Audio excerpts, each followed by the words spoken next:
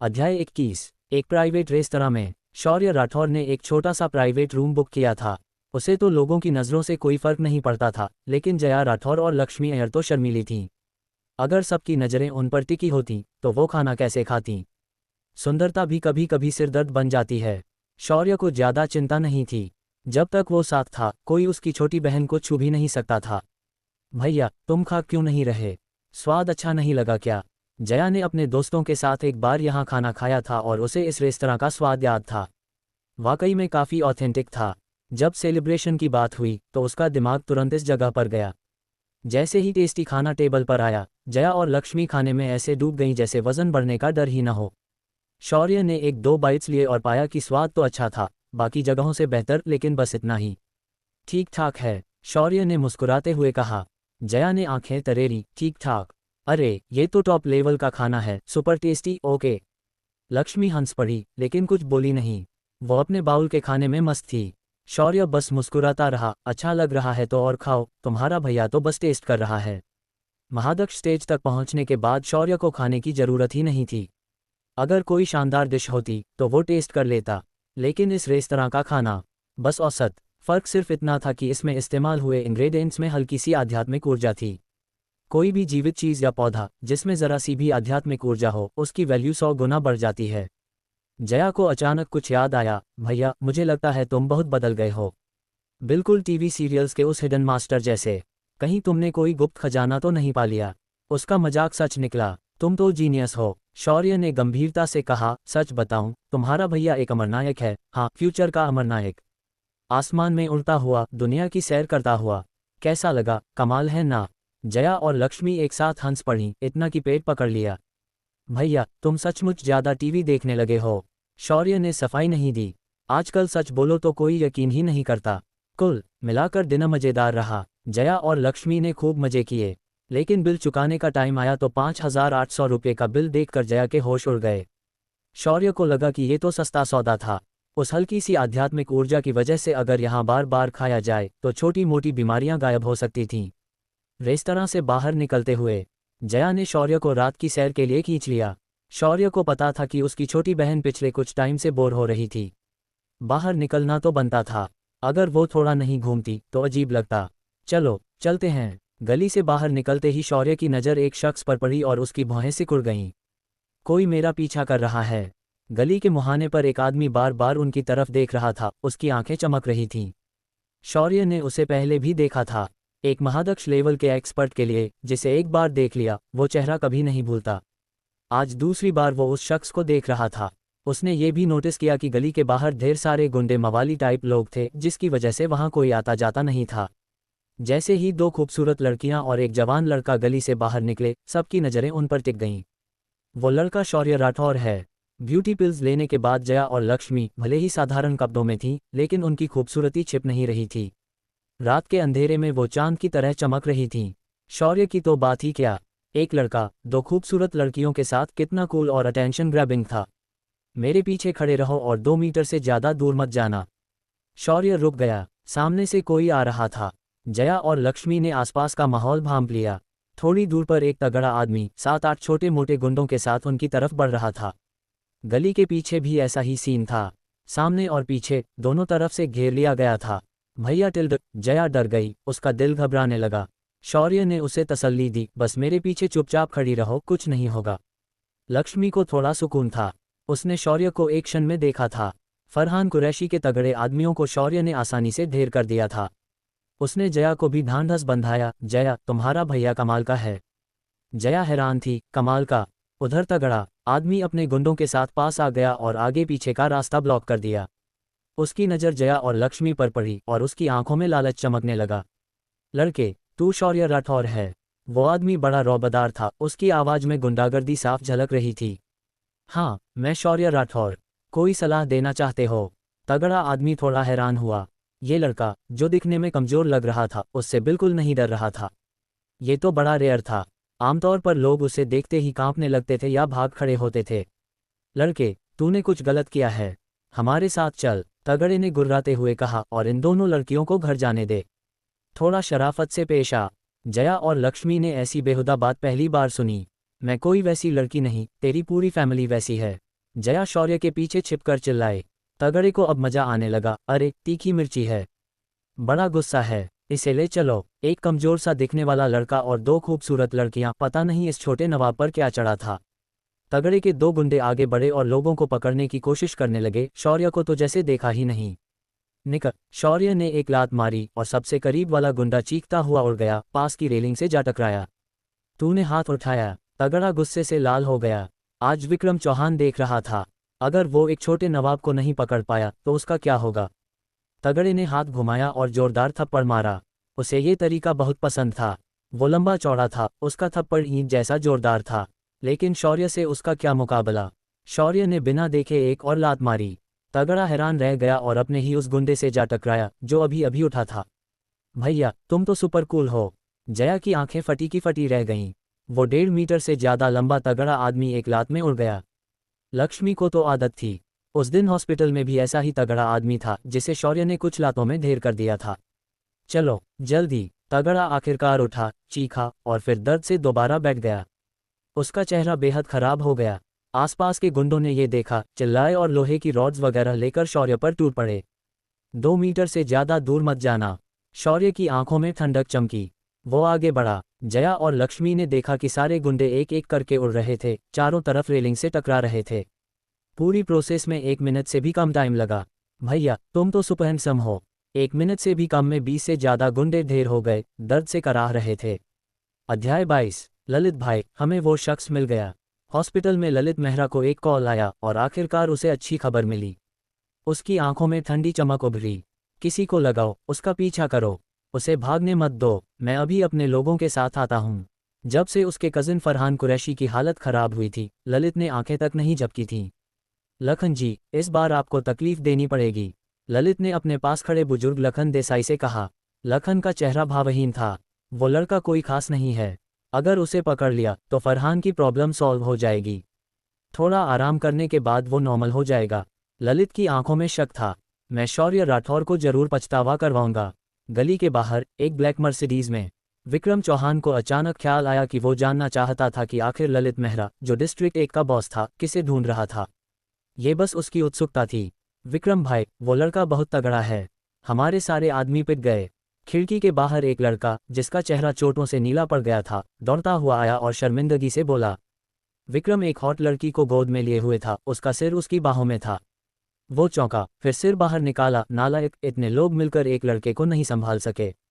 शर्म नहीं आती? मुझे तो तुम्हारे लिए शर्मिंदगी हो रही है। आदित्य, जाओ और देखो। आदित्य खन्ना फ्रंट सीट पर सीधा बैठा था। विक्रम की बात सुनते ही उसने दरवाजा खोला और लंबे लंबे कदमों से गली की तरफ बढ़ गया।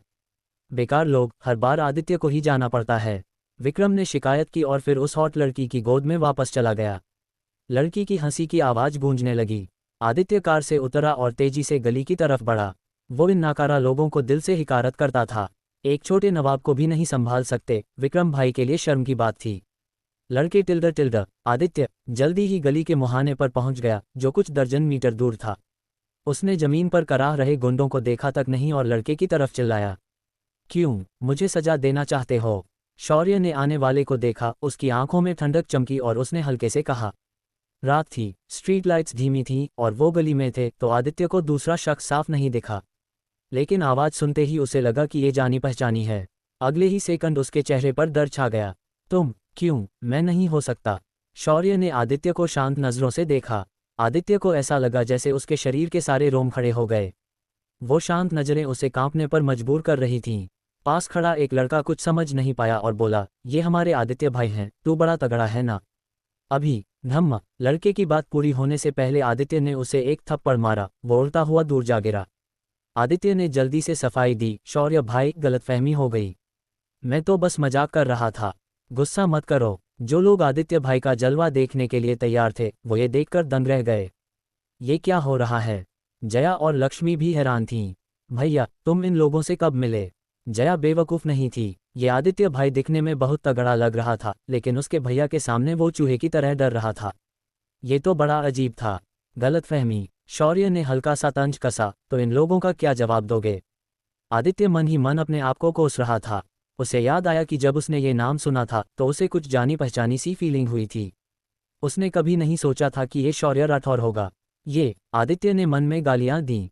उसे पता था कि शौर्य कितना तगड़ा है, वो उसका मुकाबला नहीं कर सकता था। विक्रम भाई ने बताया था कि वो एक योद्धा है। उसने खुद को 2 थप्पड़ मारे। शौर्य भाई, मेरे आदमियों को कुछ पता नहीं था, मैं उनकी तरफ से माफी मांगता हूँ। शौर्य को आदित्य की फुर्ती पसंद आई। तुम्हारा विक्रम भाई यहाँ है? शौर्य ने अचानक पूछा। अचानक इतने लोग आए, जरूर कुछ गड़बड़ थी। उसे जानना था कि माजरा क्या है। आदित्य ने सिर हिलाया। हाँ हाँ, कार में है, मैं आपको उनके पास ले चलता हूँ। वैसे भी अगर उसने नहीं बताया होता तो। शौर्य को विक्रम चौहान की मौजूदगी का एहसास हो ही गया था। तुम बड़े आज्ञाकारी हो। अच्छा। आदित्य डर के मारे पसीना पसीना हो गया। शौर्य भाई, इधर से चलें। शौर्य दोनों लड़कियों को लेकर पास की मर्सिडीज की तरफ बढ़ गया। भैया, वो तुमसे बहुत डर रहा है? जया ने उत्सुकता से पूछा। शौर्य ने मुस्कुराकर कहा, मैंने कहा था ना, तुम्हारा भैया बहुत तगड़ा है। इस बार जया ने उसका मजाक नहीं उड़ाया। विक्रम चौहान मजे ले ही रहा था कि कार की खिड़की पर फिर से खटखट हुई। वो गुस्से में सिर बाहर निकालने ही वाला था कि उसे एक जानी पहचानी आवाज सुनाई दी। विक्रम भाई, मस्त मजे ले रहे हो? विक्रम चौंक गया और देखा कि शौर्य कार के दरवाजे के पास खड़ा था। उसने जल्दी से उस हॉट लड़की को, जिसके कपड़े बेतरतीब थे, एक तरफ धकेला। शौर्य भाई, आप यहाँ कैसे? वो फटाफट कार से उतरा। आदित्य को इशारा करते देख उसका दिल डूब गया। उसे सब समझ आ गया। शौर्य को विक्रम की तारीफ करनी पड़ी। कार में इतना मजा लेना कोई आसान बात नहीं थी। अच्छा हुआ कि वो जया और लक्ष्मी के सामने खड़ा था, वरना वो लोग शर्म से लाल हो जाती। मुझे बड़ा क्यूरियस हो रहा है। तुम्हारे आदमी मुझे ढूंढ रहे थे। कहीं विक्रम भाई मुझसे कोई बदला तो नहीं लेना चाहते? शौर्य ने हल्के से कहा। विक्रम को उसकी आवाज में कुछ गलत लगा। अरे ललित मेहरा, इस हरामी ने मुझे धोखा दिया। विक्रम को समझ आ गया कि ललित जिसे ढूंढ रहा था वो शौर्य राठौर ही था। अगर बात सिर्फ ताकत की होती तो विक्रम को कोई डर नहीं था। लेकिन उसने अमृता नेक्टर लिया था, जिसके बाद उसमें जबरदस्त बदलाव आया था। ये कोई साधारण चीज नहीं थी। शौर्य अब विक्रम की नज़रों में एक असाधारण इंसान बन गया था। शुरुआत में जब शौर्य गया और फिर वापस लौटा तो विक्रम को लगा कि ये शख्स कुछ खास है। इसलिए उसने बिना ज़्यादा सोचे उसे एक अमृता नेक्टर दे दिया, चाहे विक्रम को यकीन हो या न हो। शौर्य भाई, इस बार मैं गलत था। अगर मुझे पता होता कि ये आप हैं तो 100 हिम्मत भी हो तो मैं ऐसा नहीं करता। विक्रम ने खुलकर गलती मानी। शौर्य भाई, वो शख्स कौन था? आदित्य, तू बता। आदित्य पसीने से तरबतर होकर हामी भरता रहा। जया और लक्ष्मी हैरान थीं, खासकर ये विक्रम, जो लाखों की मर्सिडीज में था और जिसके पास बॉस जैसा रॉब था। कोई बेवकूफ़ भी समझ सकता था कि ये बड़ा रईस और पावरफुल आदमी था, लेकिन ऐसा आदमी उनके भैया के सामने इतना विनम्र था, यकीन करना मुश्किल था। विक्रम भाई, तो बताओ आज रात का माजरा क्या था? शौर्य ने पूछा। अगर तुमने मुझे सही जवाब नहीं दिया तो मेरी बहन और मैं तुम पर यकीन कैसे करेंगे? ललित मेहरा, ये सब ललित मेहरा का किया धरा है। विक्रम डर के मारे पसीना पसीना हो गया। ललित और मैं एक ही शकल में हैं। उसने मुझे कॉल करके किसी को ढूंढने में मदद मांगी। मुझे नहीं पता था कि वो आप हैं। शौर्य भाई, अगर आप सचमुच जानना चाहते हैं तो भले ही आसमान का राजा आए, मैं आपके खिलाफ कोई गड़बड़ नहीं करता। तो ललित मेहरा था, विक्रम ने जोड़ा। ललित ने अपनी पोजीशन का फ़ायदा उठाकर आपके ठिकाने का पता लगाने के लिए इनाम रखा था। मुझे इसकी भनक तक नहीं थी। शौर्य को नहीं लगा कि विक्रम उससे झूठ बोलेगा। आखिर वो एक बड़ा बॉस था। ललित मेहरा भी एक बड़ा नाम था। अगर उनकी दोस्ती थी तो थोड़ी मोड़ी मदद करना आम बात थी। विक्रम को शौर्य का भौहें सिकुड़ना अच्छा नहीं लगा। शौर्य भाई, इस बार मैं गलत था। फिक्र न करें, मैं आपको इसका जवाब जरूर दूंगा। विक्रम किसी असाधारण इंसान जैसे शौर्य को नाराज नहीं करना चाहता था। भैया, सामने कोई लोग आ रहे हैं। लगता है विक्रम भाई के लोग हैं। तभी कुछ लग्जरी कारें दूर से आती दिखीं। ललित मेहरा और उसके आदमी गंभीर चेहरों के साथ वहां पहुंच गए और शौर्य से सामना हो गया। अध्याय 23। भैया, वो वही आदमी है। जया अचानक कांपने लगी और गुस्से से एक शख्स की तरफ इशारा किया जो उनकी तरफ आ रहा था। ललित मेहरा। शौर्य की नज़र इतनी तेज थी कि उसने एक झटके में उसे पहचान लिया। लक्ष्मी ने धीरे से कहा, शौर्य भाई, जब जया मुसीबत में थी तब फरहान कुरैशी को पुलिस ने पकड़ा था। बाद में ये आदमी फरहान को लेकर वापस आया। स्कूल के प्रिंसिपल ने उसी वक्त मामला दबा दिया और जया को चुप रहने की धमकी दी। ये आदमी सचमुच बहुत खराब है। शौर्य ने आंखें सिकुड़ी। ललित मेहरा। जब ललित मेहरा ने देखा कि शौर्य को लोगों ने घेर रखा है तो उसने ज़्यादा नहीं सोचा। बस इतना समझा कि अगर शख्स मिल गया तो बाकी काम आसान था। विक्रम भाई, इतनी जल्दी शख्स ढूंढ लिया, थैंक यू। इस बार मैं आपका एहसान मानूंगा। भविष्य में कोई मदद चाहिए हो तो बस एक कॉल करना। मैं पूरी कोशिश करूंगा। ललित ने आते ही बड़े शिष्ट तरीके से बात की। विक्रम सूर्यनगर का बेताज बादशाह था, उसका नेटवर्क हर जगह था। ललित जैसे डिस्ट्रिक्ट बॉस की उसके सामने कोई औकात नहीं थी। देखो ना, कितनी तेजी से उसने शख्स ढूंढ लिया, जबकि ललित के आदमियों को इतने दिन बाद भी कोई खबर नहीं मिली थी। विक्रम को गुस्सा आ गया। जब वो किसी की मदद के लिए गया तो उसे शौर्य राठौर मिला, एक असाधारण इंसान। वो सोच ही रहा था कि अपना गुस्सा कहाँ निकाले और ललित खुद उसके सामने आ गया। विक्रम का चेहरा गुस्से से तमतमा गया। ललित मेहरा, मैंने तुझे सूर्यनगर का डिस्ट्रिक्ट बॉस समझकर तेरी मदद की, लेकिन तूने इतनी हिम्मत कैसे की? मेरे दोस्त शौर्य राठौर को ढूंढने के लिए अपने आदमियों को भेजा। मैं इतना अंधा कैसे हो गया कि तेरे लिए शख्स ढूंढने में मदद कर दी, हरामी। अरे ये क्या हो रहा है? ललित की हंसी तुरंत ठंडी पड़ गई। इस तरह डांट पड़ना उसके दिमाग से बाहर था। विक्रम भाई, आप क्या बोल रहे हैं? ललित ने गुस्सा दबाया, मुझे कुछ समझ नहीं आ रहा। मैं आज रात बस किसी को लेने आया था। कहीं ये शख्स आपसे भिड़ तो नहीं गया?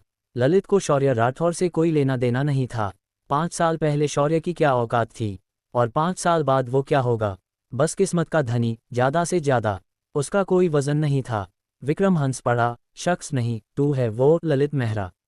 तुझे लगता है तू कौन है? मेरे दोस्त को निशाना बनाने की हिम्मत की। तूने तो इनाम तक रख दिया। तू तो मुझसे भी बड़ा निकला। दोस्त, ललित भी चालाक था। उसकी नज़र उस जवान लड़के पर गई। 5 साल पहले का वो साधारण लड़का अब काफ़ी बदल गया था। बस खड़े होने का उसका अंदाज ही रौबदार था। विक्रम भाई, आप जिस दोस्त की बात कर रहे हैं वो शौर्य राठौर है? ललित ने टटोलते हुए पूछा। विक्रम ने ठंडी सांस ली, तू बेवकूफ़ नहीं है। शौर्य मेरा दोस्त है। तूने शौर्य भाई पर इनाम रखा, यानी तू मेरा दुश्मन है। अब तू इस मामले को कैसे सुलझाएगा? ललित का दिमाग भन्ना गया। वो सचमुच हैरान था। वो शौर्य राठौर विक्रम चौहान का दोस्त बन गया। ये तो बड़ी खबर थी। ललित हमेशा से सोचता था कि शौर्य बस किस्मत वाला है, उसने कुछ मार्शल आर्ट सीख लिया और योद्धाओं के शकल में घुस गया। लेकिन इससे ज़्यादा कुछ नहीं। लेकिन अब हालात कुछ और ही थे। शौर्य ने कोई सफाई नहीं दी। दोस्त, शौर्य मुस्कुराया। विक्रम चौहान बातें बनाने में माहिर था। स्मार्ट आदमी स्मार्ट ही होता है। छोटी सी बात को उसने दोस्ती का रंग दे दिया। अगर सोचो तो अमृता नेक्टर कोई छोटी चीज़ नहीं थी। ये किसी को नई जिंदगी देने जैसा था। दोस्त कहना गलत भी नहीं था। भैया, ये आपका दोस्त है, कह सकते हो। शौर्य ने हल्का सा सिर हिलाया।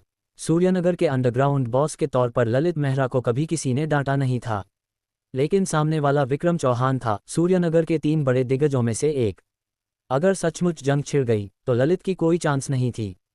उसने शौर्य की तरफ इशारा किया और गुस्सा दबाते हुए बोला, विक्रम भाई, उस लड़के ने मेरे कजिन को चोट पहुंचाई। मुझे उसे ले जाना ही होगा। आप कोई भी शर्त रख सकते हैं। मैं ये भी याद दिलाना चाहता हूं कि वो लड़का झूठ बोलने में माहिर है।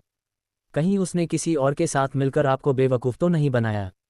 फूट डालो। ललित भी बेवकूफ़ नहीं था। वो ताकतवर था, लेकिन दिमाग भी इस्तेमाल करता था। विक्रम इतनी आसानी से ललित की बातों पर यकीन नहीं करने वाला था। शौर्य एक असाधारण इंसान था। अगर उसे ललित के हवाले कर दिया तो वो पागलपन होगा। मेरे पास बस एक बात है, हिम्मत है तो आजमा। विक्रम ने कहा, बाकी लोग तुझे डिस्ट्रिक्ट बॉस का रुतबा देते हैं, लेकिन मुझे फर्क नहीं पड़ता तू कौन है। अगर तूने कुछ करने की कोशिश की तो आज रात मैं तेरे सारे ठिकाने उखाड़ दूंगा। आजमा के देख। विक्रम का रौब गजब का था। अगर तूने जंग शुरू की तो मैं भी तैयार हूँ। देखते हैं कौन ज्यादा टिकता है। विक्रम के पीछे ताकतवर लोग थे और ललित के पीछे भी। लेकिन एक असाधारण इंसान से दोस्ती के फायदे असीमित थे और ये विक्रम अच्छी तरह जानता था। ललित ने कभी नहीं सोचा था कि विक्रम आज रात इतना सख्त रुख लेगा और उसके साथ जंग छेड़ने को तैयार होगा। इससे दोनों का नुकसान होता। शौर्य राठौर, तुझे बोलने की हिम्मत है? ललित ने शौर्य को घूरा। शौर्य बड़े आराम से 2 मीटर की दूरी पर रुक गया। काफी टाइम बाद मिले। ललित मेहरा, मुझे नहीं लगा था कि तुझे मेरा नाम याद होगा। ललित की आंखें ठंडी हो गईं। 5 साल पहले तू एक हारा हुआ कुत्ता था। मुझे नहीं लगा था कि 5 साल बाद तू इतना शो ऑफ करेगा। मैंने तुझे कम करके आंका। शौर्य वो दिन कभी नहीं भूल सकता था। ललित मेहरा की दखलंदाजी की वजह से ही वो पूरी तरह हार गया था और अपमानित होकर अकादमी छोड़नी पड़ी थी। उसकी जिंदगी पर एक दाग लग गया था। लोग बदलते हैं, लेकिन तू ज्यादा नहीं बदला। शौर्य बेहद शांत था। इस वक्त ललित को देखकर उसे न तो डर था, न बेबसी, बस शांति थी। विक्रम को सचमुच नहीं पता था कि शौर्य और ललित के बीच पुरानी दुश्मनी थी। 5 साल पहले विक्रम ने अजीब नज़रों से देखा। मैं तो सचमुच लकी हूँ, मुझे एक असाधारण इंसान मिल गया। वो मन ही मन खुश हुआ। ललित सचमुच चाहता था कि शौर्य डरा हुआ दिखे, लेकिन ऐसा नहीं हुआ। वो इतना शांत था कि ललित को बेचैनी होने लगी। शौर्य राठौर, तू बहुत अच्छा है। उम्मीद है अगली बार भी तू ऐसे ही बात करेगा। ललित को पता था कि इस बार उसका आना बेकार गया। शौर्य ने मुस्कुराकर कहा, वैसे मेरे पास भी तुझसे कुछ कहना है। 5 साल पुराना हिसाब बराबर करने का टाइम आ गया है। आज रात मेरा मूड अच्छा है। अगली बार जब मिलेंगे तब हिसाब चुकता होगा। और फरहान कुरैशी, वो तो बस ब्याज था जो मैंने पहले वसूल कर लिया। उसे मेरी बहन पर हाथ नहीं उठाना चाहिए था। ललित को अचानक ध्यान आया और उसने उन 2 खूबसूरत लड़कियों को देखा। उसने गुस्से से कहा, शौर्य राठौर, मैं तेरा इंतजार करूंगा। विक्रम को लगा कि ललित कुछ करेगा, लेकिन वो कुछ शब्द बोलकर मुड़ गया और चला गया। शौर्य भाई, क्या मैं अपने आदमियों को भेजकर इस आदमी का हिसाब कर दूं? विक्रम ने बेफिक्री से कहा, कौन है ये? शौर्य ने सिर हिलाया, तुम्हारे आदमी गए तो कोई फायदा नहीं। उसके पास जो आदमी है वो कोई साधारण इंसान नहीं है। अध्याय 24। विक्रम चौंक गया, कौन सा बूढ़ा? शौर्य मुस्कुराया, लेकिन कुछ बोला नहीं। अगर विक्रम को अब भी नहीं समझ आया तो उसे बॉस बनने की जरूरत ही नहीं थी। तो वो बूढ़ा है। तभी तो ललित मेहरा इतनी बार मौत को चकमा दे गया। उसके पास ऐसा गोल्डन बॉडीगार्ड है। ललित चला गया और शौर्य भी जाने की तैयारी करने लगा। विक्रम को ललित की धोखेबाजी पर गुस्सा था। भले ही शौर्य ने कुछ नहीं कहा, लेकिन उसे बेचैनी थी। जब उसे पता चला कि शौर्य होटल में रुकने वाला है तो उसने तुरंत मना कर दिया। ऐसा कैसे हो सकता था? शौर्य भाई, होटल में क्यों रुकना? वो जगह तो सबसे बेकार होती हैं। संयोग से मेरे पास एक डेवलपर ने एक घर गिफ्ट किया था। लोकेशन शानदार है, डेकोरेशन टॉप क्लास है। आप तुरंत शिफ्ट कर सकते हैं। ये आपके और इन 2 खूबसूरत लड़कियों के लिए परफेक्ट है। विक्रम ने तुरंत एक घर निकाल लिया। भले ही शौर्य बेफिक्र दिख रहा था, लेकिन विक्रम के दिल में डर था। अगर उसने गलत इंप्रेशन छोड़ा तो बड़ा नुकसान हो सकता था। एक घर क्या, 10 घर भी होते तो विक्रम पलक झपकते दे देता। शौर्य को बिना सोचे समझ आ गया कि विक्रम क्या सोच रहा है। वो मना करने वाला था, लेकिन फिर सोचा कि सूर्यनगर में हमेशा होटल में तो नहीं रह सकता। उसे एक ठिकाने की जरूरत थी। विक्रम घर दे रहा है तो मना क्यों करना? शौर्य ने मना नहीं किया और विक्रम खुशी से फूला नहीं समाया। उसने शौर्य और दोनों लड़कियों को घर दिखाने के लिए ले गया। दूसरी तरफ की बात, ललित मेहरा गुस्से से भरा हुआ कार में लौटा। उसका चेहरा उदास था। साले, सब नालायक, विक्रम चौहान के आदमियों ने पीट दिया। ललित बहुत गुस्से में था, लेकिन उसका गुस्सा निकालने की कोई जगह नहीं थी। लखन जी, अब आप शौर्य राठौर से मिल चुके हैं। बताए, आपको क्या लगता है? ललित ने लखन देसाई से पूछा। उसे अब भी यकीन नहीं हो रहा था कि शौर्य विक्रम चौहान को जानता है और उसका दोस्त बन गया।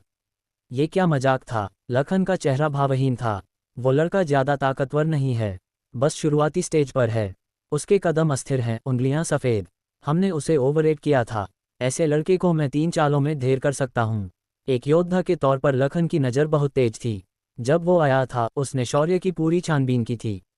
उसे देखते ही वो निराश हो गया। ये लड़का वैसा नहीं था जैसा उसने सोचा था। उसे लगा था कि वो कोई बड़ा मास्टर होगा। शुरू से आखिर तक शौर्य ने उसकी तरफ ध्यान तक नहीं दिया, जिससे पता चलता था कि उसकी ताकत बहुत कम थी। 3 चालें? ललित हैरान था। हाँ, 3 चालें काफ़ी हैं। वो लड़का बस शुरुआती लेवल पर है। बस आप इशारा करें, मैं उसे पकड़ लूँगा। लखन ने शांति से कहा। बॉस, विक्रम चौहान की फिक्र न करें। अगर शौर्य गायब हो गया तो क्या वो आपके साथ जंग जारी रखेगा? इसका कोई मतलब नहीं, क्योंकि एक मरा हुआ इंसान सबसे कम कीमती होता है। ललित ने तारीफ की। लखन जी, आपकी बातें कमाल की हैं। विक्रम चौहान सूर्यनगर के 3 बड़े दिग्गजों में से एक है। मैं उसके साथ जंग नहीं चाहता। अगर शौर्य को चुपके से खत्म कर दिया, बिना कोई सबूत छोड़े, तो वो कुछ नहीं कह पाएगा। ललित को लखन की बातों पर पूरा यकीन था। अगर उसने कहा कि शौर्य शुरुआती लेवल पर है तो वो सच ही होगा। ये काम आपको सौंपता हूँ। मुझे वो जिंदा चाहिए, ललित ने उदास स्वर में कहा। ये काम चुपके से करें। विक्रम चौहान को कोई सबूत न मिले। फिक्र न करें बॉस, ये काम मैं संभाल लूँगा। शौर्य राठौर को पकड़ना आसान है। वाह, ये तो विला है। विक्रम ने खुद ड्राइव करके शौर्य को सूर्यनगर के एक शांत विला कम्युनिटी में ले गया। कार से उतरते ही जया चहक उठी। ये एक पहाड़ी की तलहटी में बना विला था, पूरी तरह यूरोपियन स्टाइल में। अंदर घुसने से पहले ही दरवाजे पर रॉकरी और बहता पानी दिख रहा था, जो चारों तरफ हाई क्लास वाइब्स बिखेर रहा था। विक्रम ने किसी को साथ नहीं लाया था और खुद ड्राइवर बना था, क्योंकि वो नहीं चाहता था कि ज़्यादा लोगों को इसकी खबर हो। अगर बात फैल गई तो पता नहीं कितने लोग हैरान हो जाते। शौर्य बहुत शांत था। उसने कल्टीवेशन की दुनिया में हर तरह के बड़े सीन देखे थे। एक छोटा सा विला उसे हैरान करने वाला नहीं था। विक्रम शौर्य पर नज़र रखे हुए था। उसका चेहरा देखकर जब उसे कोई खुशी नहीं दिखी तो उसने कहा, सचमुच एक हिडन मास्टर। विला को ऐसे देख रहे हैं जैसे कोई बादल तैर रहा हो। ललित मेहरा, तूने मुझे अपनी काबिलियत दिखाने का मौका दे दिया। इस वक्त विक्रम मन ही मन हंस रहा था। उसने खुद विला का दरवाजा खोला। शौर्य भाई, ये मुझे एक डेवलपर ने गिफ्ट किया था, जैसा कि आप जानते हैं। मुझे तो चहल पहल वाली जगहें पसंद हैं। ऐसी सुनसान जगह मेरे लिए नहीं है। मैंने इसे ऐसे ही छोड़ रखा था, कभी रहा नहीं। विक्रम ने हंसते हुए कहा, ये जगह ठीक है, डेवलपर ने दिल से बनवाया है। शौर्य इस जगह से काफ़ी संतुष्ट था क्योंकि यहाँ की आध्यात्मिक ऊर्जा बाकी जगहों से ज़्यादा थी। बस शौर्य भाई को पसंद आ जाए, मैं कल ही प्रॉपर्टी ट्रांसफ़र और बाकी चीज़ें भिजवा दूंगा। विक्रम ने खुशी दबाते हुए कहा, अब मैं आपको डिस्टर्ब नहीं करता। विक्रम को चीज़ें हैंडल करना अच्छे से आता था। भैया, ये विला हमारा है। जया को जैसे सपना लग रहा था। सुना है यहाँ 1 स्क्वायर मीटर की कीमत हज़ारों में है। ऐसा विला तो कम से कम करोड़ों का होगा। लक्ष्मी का हाल भी जया से जुदा नहीं था। जया का भैया इतना तगड़ा और रहस्यमयी था, करोड़ों का विला ऐसे ही गिफ्ट कर दिया। सचमुच पैसे को पैसा नहीं समझता। इतना हंगामा मत करो। विक्रम चौहान स्मार्ट आदमी है, उसका विला देना नॉर्मल है। शौर्य ने हंसते हुए कहा, जाओ अपने लिए रूम चुन लो। शौर्य सबसे पहले विला में दाखिल हुआ। जया और लक्ष्मी तुरंत पीछे पीछे गईं। वाह, क्या शानदार डेकोरेशन है। विला के अंदर का डेकोरेशन भी लाखों का था। हर कोने से लग्जरी टपक रही थी। डेकोरेशन में कम से कम कई करोड़ खर्च हुए होंगे। जया और लक्ष्मी हैरान थीं। ये तो सचमुच पैसे को पानी की तरह बहाना था। साथ ही उन्हें विक्रम चौहान की पहचान को लेकर भी क्यूरियसिटी थी, जो मर्सिडीज चलाता था और करोड़ों का विला गिफ्ट कर देता था।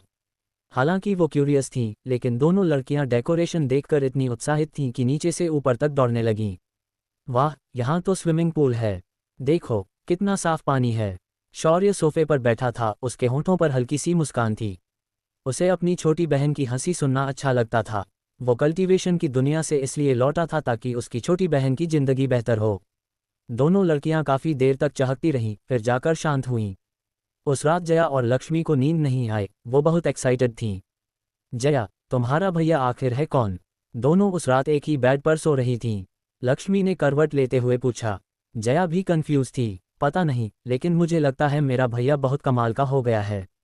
मैंने कभी नहीं सोचा था कि मैं ऐसी शानदार हवेली में रहूंगी। ऐसा लगता है जैसे सपना हो। और वो ब्यूटी पिल, मुझे सचमुच नहीं पता मेरे भैया ने उसे कहाँ से लिया। अविश्वसनीय है। लक्ष्मी ने खुद इसका अनुभव किया था और वो अब भी भावुक थी। जया, मुझे अब तुमसे जलन हो रही है कि तुम्हारा ऐसा कमाल का भैया है। जया हंस पड़ी और आंखें मटकाईं, तो तुम मेरे भैया की गर्लफ्रेंड बन जाओ, फिर तो तुम बहुत खुश रहोगी। लक्ष्मी का चेहरा लाल हो गया। बकवास मत कर। तुम्हारा चेहरा लाल हो गया और कह रही हो कि पसंद नहीं। अध्याय 25। रात का अंधेरा। नर्मदा एन्क्लेव की विला कम्युनिटी में सन्नाटा पसरा था। कई सिक्योरिटी गार्ड्स इधर उधर गश्त कर रहे थे। ये उनका हर रात का रूटीन था। कमाल का लड़का है, बड़ा चालाक। विला में रहने की सोची। क्या सचमुच लगता है कि योद्धा यहाँ नहीं पहुँच सकते? जब कुछ गार्ड्स गश्त करके निकले तो पास के एक पेड़ से एक शख्स कूदकर नीचे आया। वो चुपके से, फुर्ती से सड़क के सर्विलांस कैमरों से बचता हुआ एक विला की तरफ बढ़ गया। ये फुर्तीला काला लिबास पहने शख्स कोई और नहीं, ललित मेहरा का खासमखास लखन देसाई था। फरहान कुरैशी हॉस्पिटल में तड़प रहा था। कुछ ही समय में उसकी हालत इतनी खराब हो गई थी कि वो हड्डियों का ढांचा बन गया था। उसे जानने वाले अब उसे पहचान भी नहीं सकते थे। ललित मेहरा अब और चुप नहीं बैठ सकता था। अगर ये सिलसिला चलता रहा तो उसका कजिन शायद तड़प तड़प कर मर जाएगा। शौर्य राठौर के लिए उसका गुस्सा और बढ़ गया और उसने तुरंत लखन देसाई को भेजा कि किसी भी हाल में शौर्य को पकड़ लाए। किसी का ठिकाना ढूंढना कोई मुश्किल काम नहीं था। ललित ने कुछ जुगाड़ लगाए और शौर्य का पता लगा लिया। यही वो जगह है। लखन विला के बाहर पहुंचा। सर्विलांस से बचता हुआ एक ही छलांग में विला के अंदर दाखिल हो गया। एक योद्धा के लिए सर्विलांस से बचना कोई बड़ी बात नहीं थी। लखन को जरा भी फिक्र नहीं थी कि कोई उसे पकड़ेगा। एक ऐसा लड़का जो बस शुरुआती मिंगजिन लेवल पर है, वो तो बस अपनी हाथ की ताकत पर इतराता है। लखन तो जल्द ही आंतरिक शक्ति का मास्टर बनने वाला था। जैसे ही लखन विला में घुसा, बालकनी पर ध्यानमग्न बैठा शौर्य अचानक चौंक गया। उसकी आंखें खुलीं और अंधेरे में एक ठंडी चमक उभरी। जैसा मैंने सोचा था। शौर्य को यकीन था कि ललित मेहरा चुप नहीं बैठेगा, वो जरूर किसी को भेजेगा। शौर्य ने एक छलांग लगाई और कुछ ही सांसों में बालकनी से नीचे उतरकर घास पर हल्के से लैंड कर गया। लखन को भनक तक नहीं लगी कि कोई नीचे आया है। शौर्य एक महादक्ष लेवल का मास्टर था। अगर वो शोर नहीं करना चाहता तो कोई आवाज नहीं होती। वो लड़का जरूर गहरी नींद में होगा। उसे बिल्कुल अंदाजा नहीं होगा कि मैं इतनी रात को चुपके से घुस आया। अगर मैं उसकी जगह होता तो कभी सोता ही नहीं। लखन ने ठंडी हंसी हंसी और विला में घुसने की तैयारी की। बुरा नहीं, इतनी रात को भी बाहर घूमने का जोश है। बिना किसी चेतावनी के लखन के पीछे से एक हल्की सी आवाज आई। उसका पहला रिएक्शन था कि वो लुढ़क कर एक तरफ भागा। जब उसने मुड़कर देखा तो अंधेरे में एक जवान लड़का खड़ा था। तुम सोए नहीं? लखन ने उसे एक नज़र में पहचान लिया। ये उसका टारगेट था, शौर्य राठौर। वो खुशी से फूला नहीं समाया। उसे नहीं पता था कि दूसरा शख्स क्यों नहीं सोया, लेकिन इससे उसे कोई फर्क नहीं पड़ता था। इससे उसकी मेहनत बच गई। किसने मुझे सोने दिया? शौर्य ने शांति से कहा, वरना मैं इतना शानदार तमाशा कैसे देख पाता। ललित मेहरा को अपने कजिन की कितनी फिक्र है, रातों रात तुम्हें भेज दिया। लखन का चेहरा भावहीन था। उसने ठंडी हंसी हंसी, जब तुम्हें मेरे आने का मकसद पता है तो मेरी सलाह है कि चुपचाप मेरे साथ चलो। ये मत सोचो कि तुम्हारा औसत सा कुंग-फू कोई कमाल की चीज़ है। अगर मैंने हाथ उठाया तो तुम्हें बहुत तकलीफ होगी। शौर्य ने हाथ पीछे बांधे हुए खड़ा था। तुम गलत हो। तुम्हें अभी पीछे हट जाना चाहिए। मैं तुम्हें जीने का एक मौका दे सकता हूँ, वरना आज रात तुम्हारी आखिरी रात होगी। जब से दूसरा शख्स विला में घुसा, शौर्य ने उसे जाने देने का इरादा नहीं किया था। जब तक योद्धाओं को खत्म नहीं किया जाता, वो बार बार वापस आते हैं। शौर्य कोई मुसीबत छोड़ना नहीं चाहता था। उसे अपनी छोटी बहन और परिवार की चिंता नहीं थी। भविष्य में परेशानी से बचने के लिए ललित मेहरा का भेजा हुआ शख्स यहीं रहने वाला था। लखन चौंक गया, लेकिन गुस्सा होने की बजाय हंस पड़ा। हा, लखन ने कई मास्टर्स देखे हैं, लेकिन तुम जितना घमंडी कोई नहीं देखा। तुमने अभी आधा कदम भीतर रखा है, लेकिन इतने नासमझ हो। चलो, मैं तुम्हें सबक सिखाता हूँ। लखन ने हरकत की, 2 कदमों में दौड़कर शौर्य की तरफ बढ़ा। उनके बीच की दूरी 50 मीटर से भी कम थी, लेकिन उसने इतनी तेजी से गैप बंद किया कि किसी को रिएक्ट करने का मौका ही नहीं मिला। उसने एक हाथ से मुक्का कस लिया और पूरी ताकत से हमला किया, हवा में तेज आवाज के साथ। ये थी एक मिंग जिन मास्टर की ताकत। उसकी ताकत इतनी थी कि एक ही मुक्के में किसी को उड़ा सकता था। यही है योद्धा। लखन के मुक्के का सामना करते हुए शौर्य ने हल्का सा सिर हिलाया। जोश तो है, लेकिन ताकत बहुत कम है। शौर्य को ये साधारण बॉक्सिंग टेक्निक सचमुच गंभीर नहीं लगी। उसकी नज़र में ये सब खामियों से भरी थीं। हम थोड़ी देर में तुझे पता चलेगा इसका स्वाद। लखन को अपने इस मुक्के पर बहुत भरोसा था। सामने वाला इसे किसी भी हाल में नहीं बचा सकता था। हाँ, शौर्य के होंठों पर हल्की सी मुस्कान उभरी। उसने बायां पैर उठाया और एक whip किक मारी, ठीक जब लखन 1 मीटर के दायरे में पहुंचा। किक हवा में चली और लखन के बाएं कंधे पर जा लगी।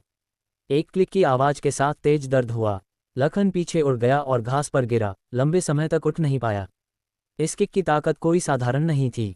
लखन का आधा शरीर हिलने लायक नहीं रहा। जरा सा जोर लगाने पर तेज दर्द पूरे शरीर में फैल गया। उसे तुरंत समझ आ गया कि उसकी हड्डियां टूट गई हैं। उसके चेहरे पर दर्द छा गया। तुम मिंग जिन के पीक पर हो। शौर्य मिंग जिन के पीक पर नहीं था, लेकिन उसे सफाई देने की जरूरत नहीं थी। तुम्हारी ताकत बहुत कमजोर है। लखन को समझ आ गया कि वो जाल में फंस गया है। सामने वाले ने अपनी ताकत छिपाई थी। वो साफ तौर पर पीक लेवल पर था, फिर भी शुरुआती स्टेज का ढोंग कर रहा था, जिसकी वजह से वो फेल हो गया। उसे बहुत गुस्सा आया। तुम मुझे मारना चाहते हो, लेकिन इतना आसान नहीं है। लखन ने दांत पीसे, लुढ़क कर उठा और विला से बाहर की तरफ भागा। उसने मन में ठान लिया था कि अगर वो सिक्योरिटी टीम के बीच पहुंच गया तो शौर्य को 100 हिम्मत भी हो तो वो उसे छू नहीं पाएगा। कुछ ही सांसों में लखन विला की दीवार तक पहुंच गया। बस उसे पार करना था और वो सुरक्षित हो जाता। शौर्य राठौर, अगली बार तुम इतने लकी नहीं होगे। शौर्य को पीछा करते न देखकर लखन पूरी तरह निश्चिंत हो गया। हाँ, शौर्य मुस्कुराया। उसने एक पत्ता तोड़ा और उसे हल्के से उछाला। पत्ता हवा में उड़ गया। पफ! लखन का शरीर हिल गया और उसकी भौहों के बीच एक पत्ता दिखाई दिया, जो गहराई तक धंस गया था। उसका पूरा चेहरा डर से भर गया। तुम पराशक्तिवान मास्टर हो। लखन अनिच्छा के साथ मर गया। उसने कभी नहीं सोचा था कि एक शुरुआती मिंग जिन लेवल का लड़का उसे एक पत्ते से मार सकता है। अगर उसे पता होता तो वो कभी नहीं आता। मिंग जिन तो बस थोड़ी ज़्यादा ताकत है। एक नई जिन मास्टर को अपने शरीर में ऊर्जा पैदा करनी चाहिए। और हवा जिन मास्टर, उसे ऊर्जा बाहर निकालनी चाहिए और दूर से चोट पहुंचानी चाहिए। शौर्य वहीं खड़ा रहा, लखन के शरीर को देखते हुए खुद से बड़बड़ाया। शौर्य को भारतीय योद्धाओं में काफ़ी दिलचस्पी थी। लखन का परफॉर्मेंस उसे निराश करने वाला था। उसकी नज़र में वो इतना कमज़ोर था कि एक ही वार में ढेर हो गया। अगर शौर्य खुद देखना नहीं चाहता तो वो एक ही चाल में उसे ख़त्म कर सकता था। लखन की मौत से ज़्यादा हंगामा नहीं हुआ। शौर्य ने उसका शरीर उठाया और रात के अंधेरे में दौड़ पड़ा। आखिरकार उसने शरीर को एक सूखे कुएं में फेंक दिया। इस कुएं पर आमतौर पर कोई नहीं आता था। चेक करने के बाद जब उसे कोई निशान नहीं मिला, वो मुड़कर रात में गायब हो गया। दूसरी तरफ ललित मेहरा ऑफिस में बैठा था, पूरी रात जागकर लखन की खबर का इंतजार कर रहा था। ये इंतजार सुबह तक चला। जब ललित फिर से जागा तो उसे लखन नहीं दिखा। उसका चेहरा अनिश्चित हो गया। क्या हुआ? पूरी रात हो गई, क्या उसे पकड़ा नहीं, या वो भाग गया? अध्याय 26। कुछ गड़बड़ हो गई। ललित मेहरा ने पूरी सुबह इंतजार किया। वो शख्स अब भी नहीं आया। ललित ने अपने लोगों को हालात की खबर लेने भेजा, लेकिन कुछ नहीं हुआ। खबर सुनने के बाद उसका चेहरा बेहद उदास हो गया। जो बात उसे सबसे ज्यादा मंजूर नहीं थी, वो हो गई थी। जरूर वो शौर्य राठौर ने चुपके से कोई जाल बिछाया होगा। लखन की ताकत इतनी थी कि दर्जन भर तगड़े आदमी भी उसे नहीं रोक सकते। अब क्या करूं? क्या सचमुच मुझे उससे रहम की भीख मांगनी पड़ेगी? ललित खिड़की के सामने खड़ा था, उसका मन उलझन में था। ये मानना कितना मुश्किल था कि 5 साल पहले जो लड़का इतनी बुरी हालत में था, वो 5 साल बाद उसे इस कदर परेशान कर देगा। फरहान की हालत, अगर ये ऐसे ही चलता रहा। ललित को अपने कजिन की हालत अच्छे से पता थी। वो ज्यादा देर तक नहीं टिक पाएगा और तड़प तड़प कर मर जाएगा। ये बहुत जहरीला था। शौर्य का मामला अभी साइड में रखना होगा, फरहान की प्रॉब्लम को सॉल्व करना जरूरी है। कोई है, मेरे लिए शौर्य राठौर से कांटेक्ट करो, मैं उससे मिलना चाहता हूँ। जब जया राठौर और लक्ष्मी अय्यर सुबह उठी तो उन्होंने चारों तरफ की शानदार सजावट देखी और सोचा कि ये सपना है। नीचे आ जाओ, नाश्ता तैयार है। शौर्य की आवाज़ नीचे से आए। खरीदा हुआ नाश्ता वाइट जेड डाइनिंग टेबल पर रखा था। मैं सुबह जॉगिंग के लिए गया था, बाहर नाश्ता मिल गया तो तुम दोनों के लिए ले आया। देखो पसंद आता है कि नहीं, शौर्य ने कहा। शौर्य भाई, तुम बहुत अच्छे हो। लक्ष्मी को बुरा लगा। रात को किसी और के घर सोना और सुबह कोई उनके लिए नाश्ता लाए, ये थोड़ा अजीब था। मेरा भैया तो अच्छा है ही, जया ने हंसते हुए कहा। नाश्ते के बाद जया ने लक्ष्मी को स्विमिंग के लिए खींच लिया और शौर्य को चेतावनी दी कि वो झांकने न आए, जिससे शौर्य हंसते हंसते लोटपोट हो गया। अपनी आध्यात्मिक शक्ति से वो बिना वहां जाए भी सब देख सकता था। विक्रम चौहान सुबह सुबह पहुंच गया, अपने साथ एक वकील लाया था। शौर्य भाई, बस यहाँ साइन कर दो, आज से ये विला तुम्हारा है। विक्रम ने डॉक्यूमेंट निकाला। शौर्य ने बिना हिचकिचाहट के अपना नाम लिख दिया। तुम इस मामले को हैंडल करो, मैं चाहता हूं कि दोपहर तक सब काम हो जाए। विक्रम ने डॉक्यूमेंट पास खड़े वकील को दे दिया। वकील भी समझदार था, उसने बार बार सिर हिलाया और दोपहर तक सब पूरा करने का वादा किया। विक्रम दूसरों के सामने बहुत रौबदार था, लेकिन शौर्य के सामने बेहद विनम्र और लोकी। शौर्य भाई, कुछ दिनों बाद एक ऑक्शन होने वाला है, पता नहीं तुम्हें इंटरेस्ट है या नहीं, विक्रम ने सावधानी से पूछा। सुना है वहाँ कई रेयर और कमाल की चीजें होंगी, मुझे लगता है तुम्हें ये पसंद आएगा। शौर्य ने हल्का सा भौहें से कुर्नी। ऑक्शन? हाँ, ये सूर्यनगर के हाई क्लास लोगों का ऑक्शन है। वहाँ कई शानदार चीजें बिकती हैं, जैसे कुछ जादुई औजार। एक बार तो 300 साल पुराना हेज़ेहो वो पॉलीगोनम मल्टीफ्लोरम भी आया था, जिसे बहुत ऊंची कीमत पर खरीदा गया। विक्रम ने ऑक्शन के बारे में बताया। अपनी छोटी बहन के मामले को सुलझाने के बाद शौर्य को अपनी कल्टीवेशन पर फोकस करना था। इस दुनिया में आध्यात्मिक ऊर्जा की कमी थी। अगर शौर्य को और ताकतवर बनना था तो उसे कोई शॉर्टकट ढूंढना होगा, जैसे कि औषधियां लेना। लेकिन औषधियां लेने के लिए उसे खुद उन्हें रिफाइन करना होगा, और इसके लिए प्राकृतिक खजाने जरूरी थे। भारत में 300 साल पुराना हेज़ेहो वो काफ़ी अच्छा माना जाता था। ठीक है, तब मुझे पिक करने आ जाना। शौर्य भी जाना चाहता था, शायद उसे कुछ अच्छा मिल जाए। विक्रम बहुत उत्साहित हुआ और बोला कि वो जरूर आएगा। जाने से पहले उसने मर्सिडीज की चाबियां रख दी और बोला, शौर्य भाई, मैंने देखा कि तुम्हें टैक्सी लेना थोड़ा असुविधाजनक है। मेरे पास एक कार पड़ी थी जो मैंने कभी ड्राइव नहीं की और मुझे ज़्यादा पसंद भी नहीं। ये तुम ले लो, बाहर जाने में आसानी होगी। शौर्य ने विक्रम की छोड़ी मर्सिडीज देखी। बिल्कुल नई थी, शानदार कंडीशन में। उसने कीमत का अंदाजा लगाया, कम से कम 10 लाख से ज़्यादा की थी। विक्रम चौहान सचमुच काम करना जानता है, अच्छा इंसान है। मुझसे मिलने दोपहर में कोई आया और बोला कि वो उससे मिलना चाहता है। ललित मेहरा कौन होता है? मिलना है तो खुद आए। शौर्य ने एक लाइन फेंकी, ठंडी हंसी हंसी और वापस चला गया। जैसे ही योद्धा मरा, शौर्य को पता था कि ललित मेहरा उससे बात करने आएगा, और ये सब फरहान कुरैशी के लिए था। बर्फीले तावीज़ की ताकत बेहद खतरनाक थी। इतने दिन बाद फरहान शायद मौत के कगार पर तड़प रहा होगा। अगर ये सिलसिला चला तो वो जरूर मर जाएगा। शौर्य को फरहान को मारने की जरा भी परवाह नहीं थी। उसके मरने के बाद कोई उस पर शक नहीं कर सकता था, क्योंकि कोई सबूत नहीं था। बर्फीला तावीज़ उसके शरीर में घुल गया था। इस दुनिया का कोई मास्टर भी आए, वो नहीं बता सकता था कि क्या हुआ। क्या मुझे फरहान कुरैशी को मार देना चाहिए? आमतौर पर फरहान ने जो किया उसके लिए उसे 100 बार मरना चाहिए। ये उसकी अपनी गलती थी। सूर्यनगर के एक डिस्ट्रिक्ट का बॉस होने के नाते अगर फरहान मरा तो ललित मेहरा को बहुत मुसीबत होगी। मेरे पास अभी उसे डील करने का टाइम नहीं है और मेरी छोटी बहन को खतरा हो सकता है। शौर्य ने भौहें सिकुड़ी, उसके दिमाग में हजारों ख्याल चमक रहे थे। ललित मेहरा खुद आया। एक काली BMW ने डोरबेल बजाए। मुझे नहीं लगा था कि तुम सचमुच आ जाओगे। शौर्य बाहर आया और ठंडे लहजे में बोला, कभी नहीं सोचा था कि ये दिन आएगा। ललित मेहरा को आना बिल्कुल पसंद नहीं था, लेकिन फरहान के लिए उसे आना पड़ा। हॉस्पिटल से खबर आई थी कि फरहान का दिमागी संतुलन बिगड़ने वाला था। अगर वो टूट गया तो ठीक होने के बाद भी वो हमेशा पागल ही रहेगा। ये वो नहीं था जो ललित मेहरा चाहता था। शौर्य राठौर, मैंने तुम्हें कमा का। ललित ने शौर्य को घूरते हुए कहा, काफी टाइम हो गया, किसी ने मुझे इस तरह का नुकसान नहीं पहुंचाया। ललित इस जंग में हार गया था। न सिर्फ फरहान को बुरी तरह पीटा गया, बल्कि उसने एक योद्धा और अपना सबसे भरोसेमंद आदमी भी खो दिया। इसलिए ललित ने दूसरे योद्धाओं से कांटेक्ट करने की व्यवस्था की। मुझे नहीं लगा था कि तुम हार मान लोगे। ये आसान नहीं है। शौर्य ने खुशी से मुस्कुराते हुए कहा, तुम्हें शुक्रगुजार होना चाहिए कि फरहान ने तुम्हारा कुछ गुस्सा झेल लिया। ललित ने अपने गुस्से को दबाया। शौर्य राठौर, भले ही तुमने बाजी मार ली, लेकिन ये मत भूलो कि फरहान के पीछे कौन है। तुमने फरहान को इतनी बुरी हालत में पहुंचा दिया। अगर तुमने हद पार की तो पूरे सूर्यनगर में तुम्हारे लिए कोई जगह नहीं होगी। ललित ने खतरनाक लहजे में कहा, तुम मुझे धमकी दे रहे हो? शौर्य ने हंसते हुए कहा, तो तुम जा सकते हो। मुझे धमकी देने वालों से कभी अच्छा नहीं लगता। तुम्हारी हिम्मत कैसे हुई? ललित ने आंखें फाड़कर उसे घूरा। क्यों नहीं? शौर्य ने मुस्कुराते हुए अपने सफ़ेद दांत दिखाए। मैं तुम्हें याद दिलाना चाहता हूं कि एक योद्धा के लिए तुम और मेरे बीच की इतनी दूरी में भले ही तुम 10 हो, मैं तुम्हें मार सकता हूं। ललित योद्धा नहीं था, लेकिन उसने योद्धाओं की ताकत के बारे में सुना था। उसे एहसास हुआ कि वो शौर्य के बहुत करीब खड़ा था। इस बार उसने कोई एक्सपर्ट साथ नहीं लाया था। उसका दिल डूब गया और उसकी पीठ पर पसीना छूट गया। हाँ, मैं कैसे भूल गया कि शौर्य एक योद्धा है। भले ही वो शुरुआती लेवल पर हो, वो मुझे मार सकता है। अगर तुम चाहते हो कि फरहान सुरक्षित रहे तो 8 लाख रुपये लेकर आओ और फिर 1 साल तक मेरे और मेरी छोटी बहन के सामने मत दिखना, वरना मैं खुद उसे मार दूंगा और तब आसमान का राजा भी कुछ नहीं कर पाएगा। ललित मन ही मन शौर्य को बेशर्म गाली दे रहा था। 8 लाख रुपये, वो भी एक बार में? 8 लाख इतने आसान नहीं हैं। ललित ने ठंडे लहजे में कहा, ठीक है, मैं तुम्हारा सौदा मानता हूँ।